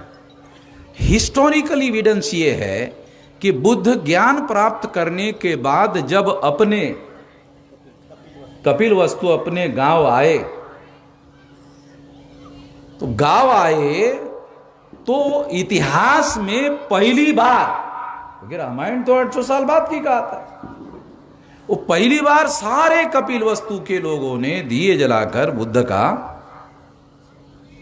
ये कहानी भी चुराई हुई है. अब कितनी चुराने की कहानियां आपको मैं बताते रहूं आप थक जाओगे. मैं भी बोलते बोलते थक जाऊंगा। तो ये केवल चोरी का काम नहीं है, ये डाका डालने का काम है। तो इन लोगों की जो संस्कृति है, जिसे वो बहुत महान कहते हैं, तो इसे महान नहीं कहा जा सकता। जिस संस्कृति ने छूने लायक लोग नहीं हैं ऐसे अछूत पैदा किए, फिर भी वो संस्कृति महान है, तो महान तो नहीं कहा जा सकता। जो फैक्ट्री बहुत बढ़िया होगी उसी से बढ़िया माल पैदा होगा। अब अछूत जैसे घटिया लोग तुमने पैदा किए तो तुम्हारी फैक्ट्री साली बढ़िया कैसे हो सकती है? तो घटिया मानी जानी चाहिए। वो तो फैक्ट्री ही साली घटिया है। जब फैक्ट्री ही घटिया है तो घटिया माल पैदा कर रहे हो। मगर प्रचार करने में प्रचार करते हो कि महान संस्कृति है, महान संस्कृति है। तो वो एक शब्द प्रयोग वो करते हैं, वो कुटुंबकम, क्या है, वसुदैव कुटुंबकम। जब वो सारे देश से हजारों किलोमीटर लोग पैदल चल रहे थे और उसकी कोई सुध ब्राह्मण सरकार ले नहीं रही थी, तब मुझे वसुदेव कुटुंबकम याद आ रहा। अरे कहाँ गया साला इनका वसुदेव कुटुंबकम? सारी दुनिया कुटुंब है। अरे तुम्हारे देश में तुम्हारे लोग इधर 2-2 हजार किलोमीटर चल रहे हो, वसुदेव कुटुंबकम कहाँ है ही नहीं। तो इस तरह से ये जो लोग हैं ये कहते हैं और करते हैं। अभी आज के तारीख में प्रोपोगंडिस्ट लोग हैं, ये प्रचार करने में लगे हुए हैं। तो इस प्रचार को हम लोगों को समझना बहुत ज़्यादा ज़रूरी है, जानना बहुत ज़्यादा ज़रूरी है। इसलिए ये बात मैं आपको बता रहा हूँ। बुद्ध का जो शाक्य कुल है, तो नॉर्थ इंडिया में शाक्य जाति है और वो मंडल कमीशन में वो भी इसी है। अगर इस हिसाब से देखा जाए तो ये जो बुद्ध की विरासत है, ये तमाम 52% वो भी इसी की विरासत है। राठोड सर, थोडं तुमच्या मदतीसाठी, शाक्य कुल मध्ये यांचा जन्म झाला म्हणता। आता शाक्य जाती ओबीसी मध्ये, उत्तर भारतामध्ये मंडल कमीशन मध्ये। तो इसका मतलब ये है कि ये ओबीसी की विरासत है। ओबीसी के लोगों को पता नहीं होगा, ये एक बात है। जानकारी देना हमारी जिम्मेदारी है। जो पहले जानकार होगा उसकी जिम्मेदारी है, दूसरों को जानकार बनाने की जिम्मेदारी उन लोगों की होती है। ज्ञान बांटने से दुनिया में कभी कम नहीं हुआ। यूनिवर्सिटी जब लोगों को ज्ञानी बनाती है तो वो ज्ञानी बने हुए लोग दुनिया में ज्ञान का प्रचार करते रहते हैं और ज्ञान बढ़ता रहता है। ज्ञान बढ़ाने से, ज्ञान का प्रचार करने से या ज्ञान देने से दुनिया में ज्ञान कभी कम हुआ नहीं, वो बढ़ता ही रहता है। ये तो बुद्ध का सिद्धांत है। जिंदगी भर उन्होंने इस बात को, जो ज्ञान प्राप्त किया, वो ज्ञान उन्होंने लोगों को अपना बची हुई जिंदगी में बांटने का काम किया। तो ये ओबीसी के लोगों को ये बताया जाना बहुत ज़्यादा ज़रूरी है। एक और महत्वपूर्ण बात है कि ब्राह्मणों ने वर्ण संस्था का निर्माण किया और हमारे पुरखों ने, मूल निवासियों ने गण संस्था का निर्माण किया। बुद्ध गण संस्था की पैदाइश थे। ये ध्यान रखो, बहुत ज्यादा महत्वपूर्ण बात, बहुत हिस्टोरिकल बात बता रहा हूं। वर्ण संस्था का निर्माण ब्राह्मणों ने किया और वर्ण संस्था में ब्राह्मण, क्षत्रिय, वैश्य, शूद्र, इसमें जो क्षत्रिय है, जो दूसरा वर्ण है, वो राजा बनने की पूर्व शर्त है। मगर गण संस्था में जो राजा बनता है वो रोटेशन में होता है। गण संस्था में क्षत्रिय होना पूर्व शर्त नहीं है। गण संस्था का जो राजा है वो होने के लिए पूर्व शर्त नहीं है कि क्षत्रिय होना चाहिए, नहीं, उसका रोटेशन में होता है। आपको बाबा साहब आम्बेडकर ने लिखा तो बुद्ध के पिता शुद्धोधन खेती में हल चला रहे थे बुद्ध ध्यान कर रहे थे तो देवदत्त ने पंछी को मारा, वो फड़फड़ाते हुए आके उसके सामने गिरा तो बुद्ध ने उसको पकड़ा। उस समय का किस्सा है कि उस समय उसके पिताश्री शुद्धोदन खेती में हल चला रहे थे। राजा और हल चलाना एक कॉन्ट्रडिक्टरी बात लगती है, मगर जब रोटेशन से राजा बनेगा तो उसके खेती में तो उसको हल चलाना होगा, क्योंकि वो रोटेशन से हुआ राजा है। ये बात समझना जरूरी है। और इसीलिए रोटेशन से होने वाला जो राजा होता है उसका एक संस्कार होता था। वो संस्कार करने के लिए उसको तालाब में नहाना पड़ता था। वो तालाब रिजर्व होता था, तो उस तालाब को पुष्करणी कहा जाता। तो राजस्थान में पुष्कर नाम का एक जिला या कोई सेंटर है। मैं गया नहीं वहाँ, मैंने राजस्थान के लोगों को पूछा वो पुष्कर में तालाब है क्या? बोले बहुत ज़्यादा है। अच्छा, तो मुझे समझ में आया ये पुष्कर नाम क्यों पड़ा। वो तालाब की वजह से पड़ा, क्योंकि गणेश संस्था का जो राजा होता था उसका संस्कार होने के पहले उसको उस तालाब में नहाना पड़ता था। वो नहाने के बाद उसका संस्कार होता था। उस तालाब को तालाब नहीं कहा जाता था, उस तालाब को पुष्करणी कहा जाता था। वो रिजर्व होते थे। तो इतिहास की बहुत सारी बातें हैं, जानना बहुत जरूरी है। बाबा साहब आम्बेडकर कहते हैं भिक्षु संघ की पुनर्रचना करना होगा। अगर हमें वर्तमान समय में ये इस बात को आगे बढ़ाना है तो बाबा साहब आम्बेडकर का यह कहना था भिक्षु संघ की पुनर्रचना करनी होगी।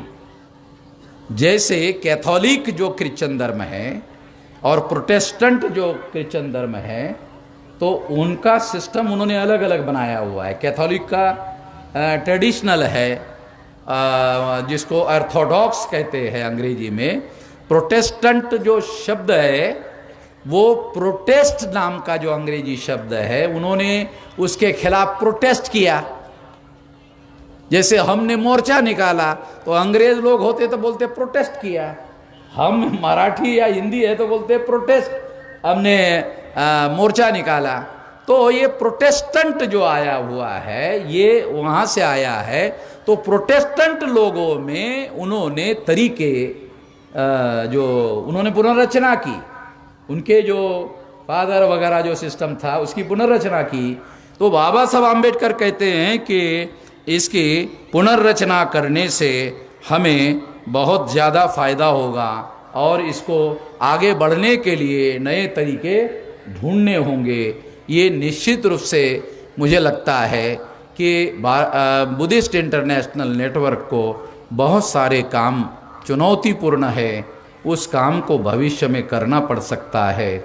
इसके बारे में उसका होमवर्क बहुत गहराई से चिंतन करने की ज़रूरत है।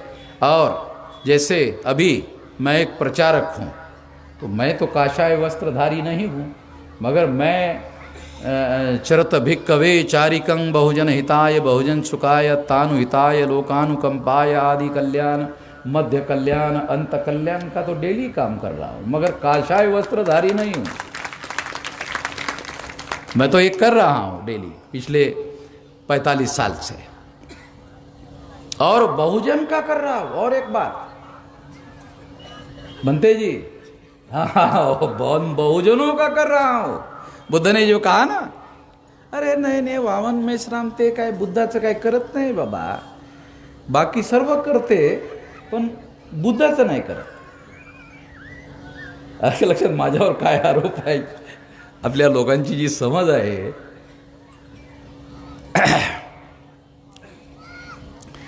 तो इसलिए बहुत सारी बातें जो है ये बहुत गहराई से समझना जरूरी है. बच्चा 6 महीने में बाहर नहीं लाया जा सकता. जच्चा और बच्चा दोनों को खतरा पैदा हो जाता है. वो 9 महीने के बाद ही आना ठीक है. नेचुरली माँ के लिए और बच्चे के लिए दोनों को ठीक होता है. हर काम की एक मैच्योरिटी होती है, हर काम की एक परिपक्व स्थिति होती है। उस परिपक्व स्थिति को ध्यान में रखते हुए काम करना बहुत ज़्यादा ज़रूरी होता है। उचित समय पर ही उचित कार्य होना चाहिए। ये बात अगर हमारे लोग समझते हैं तो निश्चित रूप से उसका फ़ायदा होगा। और हम लोगों को, बुद्धिस्ट इंटरनेशनल नेटवर्क के लोगों को प्रचारक निर्माण करने चाहिए और बहुजनों के कल्याण के लिए काम करने वाले प्रचारक होने चाहिए। इतना ही मैं इस मौके पर कहना चाहता हूँ। आप लोगों ने मेरी बात ध्यान से सुनी, इसके लिए आभार, धन्यवाद।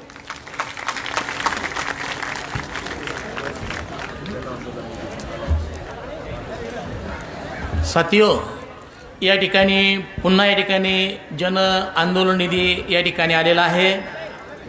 सुनीता मेश्राम मॅडम अमरावती यांच्याकडनं 3000 रुपयाचा धनादेश या ठिकाणी आलेला आहे जन आंदोलन निधी। त्यांना विनंती करतो त्यांनी ताबडतोब येऊन साहेबांना हा जन आंदोलन द्यायचा आहे। तसेच उज्ज्वला चव्हाण अमरावती यांनी सुद्धा 3000चा जन आंदोलन साहेबांना दिलेला आहे। तसेच बिन जन आंदोलन निधी CK बाजीर वाजे तथागत कॉलनी, हां घ्या, उज्ज्वला चव्हाण घ्या, CK बाजीर वाये तथागत कॉलनी पवनी भंडारा यांनी सुद्धा या ठिकाणी जन आंदोलन दिलेलं आहे। आहेत का बाजीर वाये? बरं बरं, याचं नाव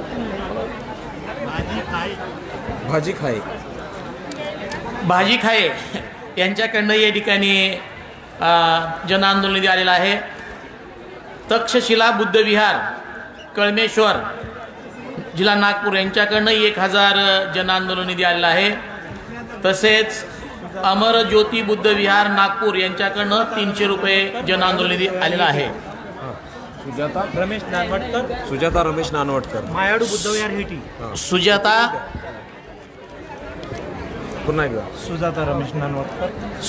रमेश नानवटकर यांच्याकडनंही साहेबांना 500 रुपयाचा जन आंदोलन निधी देत आहेत। तसेच पंचशील बुद्धविहार शिगोटी 350 रुपयाचा जन आंदोलन निधी साहेबाला देण्यात येत आहे। हिरालाल रामटेके दानोरी 200 रुपयाचा जन आंदोलन निधी देण्यात येत आहे। लहुजी क्रांती मोर्चा हिंगणा दिलीप गायकवाड यांच्याकडनं 500 काय का 500 यांच्याकडनं 50 रुपये, दिलीप गायकवाड यांच्याकडनं 50 रुपये जन आंदोलन निधी देण्यात येत आहे। या ठिकाणी या कार्यक्रमाचं आभार प्रदर्शन करण्यासाठी भंडारा जिल्ह्याचे बामसेपचे जिल्हाध्यक्ष जयप्रकाश रामटेके, आपल्याला विनंती आहे आपण या कार्यक्रमाचं आभार प्रदर्शन या ठिकाणी व्यक्त करावं। माझ्याकडे नाही ना दिलेले, हे बघा साहेबाकडे हां नाही हो काही पत्र का हां एक मिनिट भाजी काय दीपक नांदेश्वर 500 रुपये गडचिरोली साहेबाला जन आंदोलन निधी विचारतात। बुद्धविहार कोतुर्णा 900 रुपये बुद्धविहार कोतुर्णा तालुका तालुका नागझिरा यांच्याकडनं 900 रुपये जन आंदोलन निधी साहेबाला देण्यात येत आहे। द्या ना मग जाऊन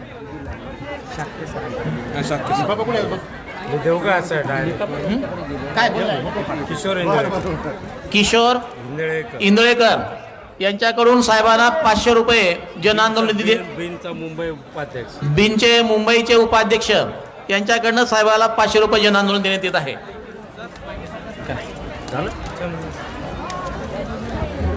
सोनेश मेश्राम BVM मध्य प्रदेश यांच्याकडून साहेबांना 500 रुपये जन आंदोलन देण्यात येत आहे। अजून कोण आहेत नाव द्या बोला साहेबांच्या मुलगुंदी कुट्टी बौद्ध विहार यांच्याकडनं साहेबाला 500 रुपयाचं जन आंदोलन देत आहेत।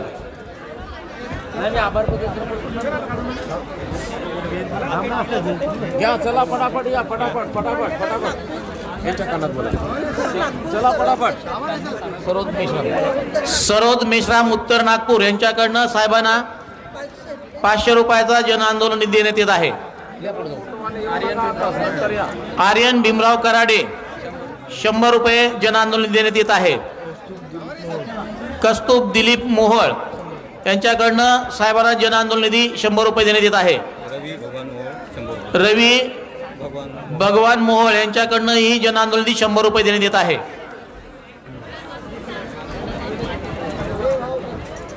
मी भंडारा जिल्ह्याचे बामसेपचे सन्माननीय अध्यक्ष जयप्रकाश रामटेके नाव सांगा हो नाव तर सांगा तुमच्या युनिट. त्रिशरण बुद्ध विहार. कोणतं गाव? विनोद सूर्यवंशी. बोला. विनोद सूर्यवंशी 100 रुपये द्यायचे. विनोद सूर्यवंशी जन आंदोलन निधी 100 रुपये देऊ इच्छितात. त्या पडली जाऊन जा. देव द्या काय काला फंड आहे की फोटो आहे? फोटो का ज्यांना जन आंदोलन द्यायचं आहे त्यांनी ताबडतोब पुढे या. फोटो घ्या ना फोटो घेता हा चला येऊन जा.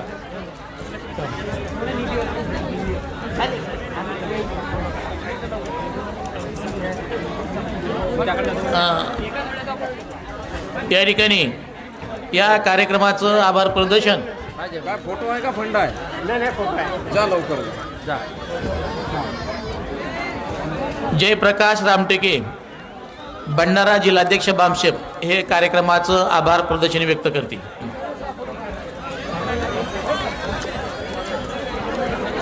तुमच्याकडे सर्व कागद ठेवले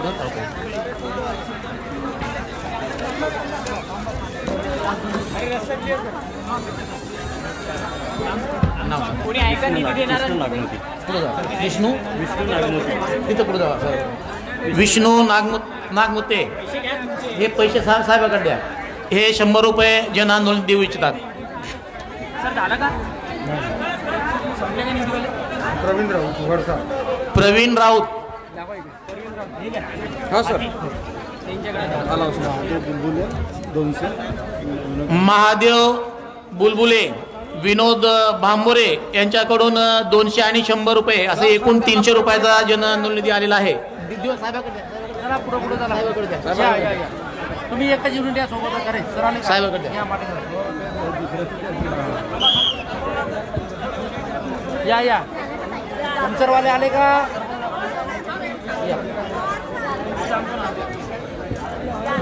जन आंदोलन निधी लोक किती व्हायले ते विचार करा. पहिल्यांदा पाहतो एवढे लोक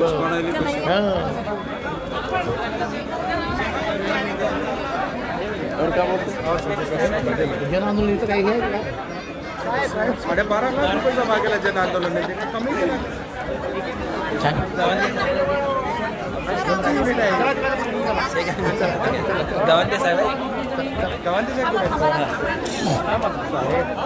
जाऊ या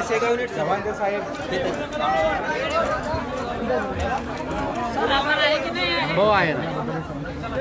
आभार करू द्या सरांना. चालू करा सर.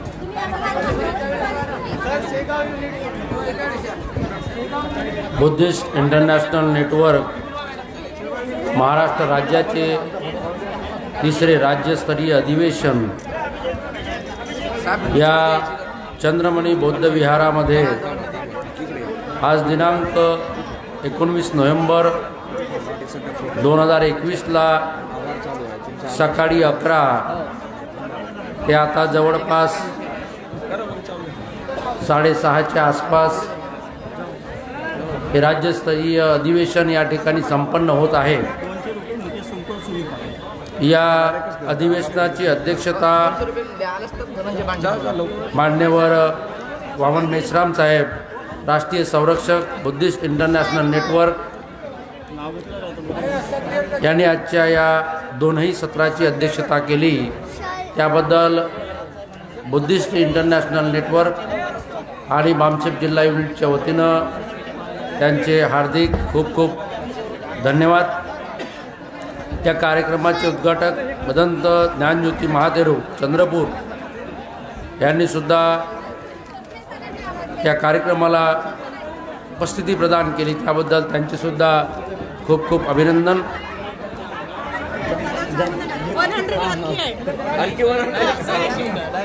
या कार्यक्रमाचे विशेष अतिथी म्हणून माननीय डॉक्टर विवेक घाटे, एम्पा नागपूर। या कार्यक्रमाच्या विशेष अतिथी म्हणून माननीय निलिमा रंगारीताई, तहसीलदार पवनी। या कार्यक्रमाचे या सर्व विशेष अतिथींचे या बुद्धिस्ट इंटरनॅशनल नेटवर्कच्या वतीनं खूप खूप आभार। या कार्यक्रमाचे प्रमुख अतिथी बनते शांतिरत्न, बनते संघपाल, माननीय काशीनाथजी सोनवणे, माननीय डॉक्टर प्रियदर्शी खोब्रागडे, या सर्वांचे बुद्धिस्ट इंटरनॅशनल नेटवर्क राज्य शाखेच्या वतीनं खूप खूप आभार मानण्यात येत आहे। सोबतच या कार्यक्रमाला प्रमुख उपस्थिती म्हणून सामाजिक कार्यकर्ता माननीय विकासभाऊ राऊत, चंद्रमणी बुद्ध विहार समिती पवनी, माननीय प्राध्यापक प्रेमचंद्र सूर्यवंशी, सामाजिक कार्यकर्ता चंद्रमणी बुद्ध विहार पवनी, माननीय प्रमोदजी घरडे, सामाजिक कार्यकर्ता नागपूर, माननीय उषाताई इंगोले वर्धा, माननीय राज चितूरकर कोल्हापूर, प्राध्यापक चंद्रमणी घोणमोडे शिंदेबाई चंद्रपूर, माननीय संजय वाडके, माननीय पुष्पाताई बौद्ध, बनते सोमानंद, माननीय ईश्वरजी मेश्राम, माननीय वैशाली सददिवे, सामाजिक कार्यकर्ता भंडारा, आणि माननीय शैलेश मयूर साहेब, सामाजिक कार्यकर्ता चंद्रमणी बौद्ध विहार समिती पवनी। या सर्वांनी या कार्यक्रमाच्या यशस्वीतेसाठी आपली विशेष उपस्थिती प्रदान केली, त्याबद्दल महाराष्ट्र राज्याच्या वतीनं बुद्धिस्ट इंटरनॅशनल नेटवर्कच्या वतीनं त्यांचे खूप खूप आभार। या कार्यक्रमामध्ये एकूण 6 विषयावर चर्चा होणार होती आणि ती या ठिकाणी संपन्न झाली।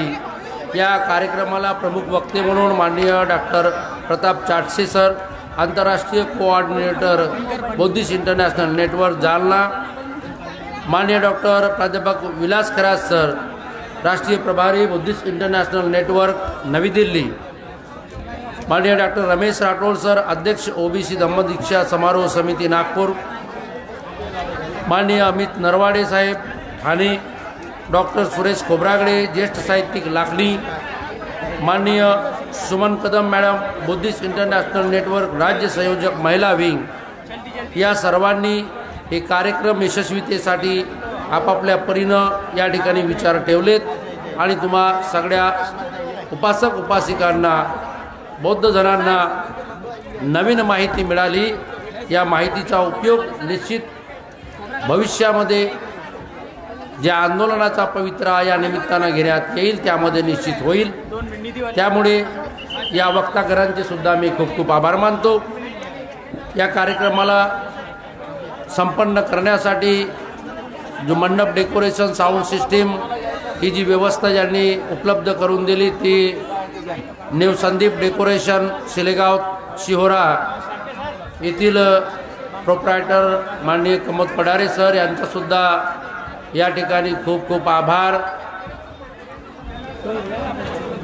या तालुक्याच्या तहसीलदार माननीय निलिमाताई रंगारी यांनी या कार्यक्रमाच्या संबंधाने महत्त्वपूर्ण आम्हा सर्वांना साथ आणि सहयोग केलं, त्याबद्दल पुन्हा एकदा प्रमुख पाहुणे आणि या तालुक्याच्या प्रमुख म्हणून त्यांचे मी जाहीर आभार मानतो। सोबतच या पवनी तालुक्यातून अड्याळ युनिटचे कार्यकर्ते ज्यांनी अहोरात्र परिश्रम करून खूप मोठं योगदान हे अधिवेशन संपन्नतेसाठी केलं, त्याबद्दल त्यांचे सुद्धा मी आभार मानतो। सोबतच बुद्धिस्ट इंटरनॅशनल नेटवर्कच्या महिला विंग्सच्या पदाधिकारी ज्यांनी साधारणतः 15 दिवसपर्यंत या अधिवेशनाच्या निमित्तानं संपूर्ण महाराष्ट्र पिंजून काढला, त्यांचेसुद्धा खूप खूप आभार. पवनी युनिटचे सगळे कार्यकर्ते, अनेक नावं आहेत, त्याच्यामुळे मी ते नावं न घेता त्या सर्वांचा खूप खूप ऋणी आहे, ज्यांनी हे संघटन बुद्धिस्ट इंटरनॅशनल नेटवर्क राज्य शाखा खूप खूप ऋणी आहे, ज्यांनी सगळ्या गोष्टी या ठिकाणी उपलब्ध करून देण्यासाठी अहोरात्र परिश्रम केलं आणि हे अधिवेशन सफल करण्यासाठी या अधिवेशनाच्या निमित्तानं ठेवण्यात आलेले विचार संपूर्ण भारतभर पसरवण्यासाठी ज्या ज्या पवनीकरांनी सहकार्य केलं त्या सर्वांचे मी खूप खूप आभार मानतो, राज्य युनिटकडून, जिल्हा युनिटकडून. आणि मित्रांनो, राज्य युनिटचे पदाधिकारी माननीय मधुकर गवांदे सर, राज्याध्यक्ष बुद्धिस्ट इंटरनॅशनल नेटवर्क, माननीय बाळासाहेब गावारे सर, राज्य उपाध्यक्ष बुद्धिस्ट इंटरनॅशनल नेटवर्क, माननीय सुषमाताई राजदीप, महासचिव बुद्धिस्ट इंटरनॅशनल नेटवर्क, या सर्वांचे आभार मानतो. आणि बुद्धिस्ट इंटरनॅशनल नेटवर्कचे जिल्हा अध्यक्ष माननीय भारत बनसोड सर, ज्याने सातत्यानं ही मेहनत घेऊन आणि त्यांची पूर्ण टीम, तालुक्यातली संपूर्ण भंडारा जिल्ह्यातील टीम संपूर्ण सहकार्य केलं, त्याबद्दल मी त्यांचेसुद्धा खूप खूप आभार मानतो. खास करून आभार लाखांदूर युनिटचे, की त्यांनी खूप परिश्रम घेऊन हे अधिवेशन सफलतेसाठी सगळ्या कार्यकर्त्यांचे खूप खूप आभार. सोबतच आभार मानायला पाहिजे लाखनी तालुक्याचे सुद्धा, लाखनी तालुक्यातील कार्यकर्त्यांनी सुद्धा फार मोठं योगदान दिलेलं आहे.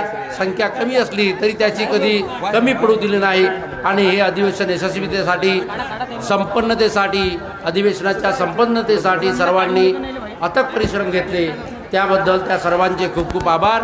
आणि जे ज्ञात आणि अज्ञात लोक आहेत, ज्यांनी हे अधिवेशन संपन्नतेसाठी आपापल्या परीनं प्रत्यक्ष व अप्रत्यक्ष सर्व प्रकारचं साथ सहयोग केलं, त्या सर्व साथ सहयोग करणाऱ्या तमाम पाहुणे मंडळींचे, स्थानिक कार्यकर्त्यांचे, संपूर्ण जिल्ह्याच्या टीमचे, संपूर्ण राज्याच्या पदाधिकाऱ्यांचे, सर्वांचे पुन्हा एकदा खूप खूप आभार, धन्यवाद. असं सहकार्य तुमचं जर मिळालं तर हा राज्यस्तरीय अधिवेशन आपण या ठिकाणी संपन्न करण्यामध्ये यशस्वी ठरलो. या अधिवेशनाच्या निमित्तानं ज्या विषयावर चर्चा झाली ते विषय गावागावात करण्याची जबाबदारी ज्या लोकांनी, कार्यकर्त्यांना ऐकली, श्रोते म्हणून ऐकली, त्या सर्वांची आहे. हा विचार तुम्ही गावागावामध्ये पोचवाल, तळागाळामध्ये पोचवाल, वस्ती वाड्यात पाण्यावर पोचवाल, ही अपेक्षा व्यक्त करतो. या अधिवेशनाला हजारोच्या संख्येमध्ये तुम्ही उपस्थित राहिलेल्या सर्व पाहुणे मंडळींचे, बाहेर जिल्ह्यातून आलेले उपासक उपासिकांचे, या जिल्ह्यातील प्रत्येक तालुक्यातून, प्रत्येक शहरातून आलेल्या सर्व तमाम उपासक आणि उपासिकांचे जाहीररित्या पुनश्च एकदा सर्वांनी एकदा जोरदार टाळ्या वाजवून सर्वांचा आपण आभार मानूया. आणि या ठिकाणी सर्वांचे आभार मानून पुनश्च हा कार्यक्रम संपला.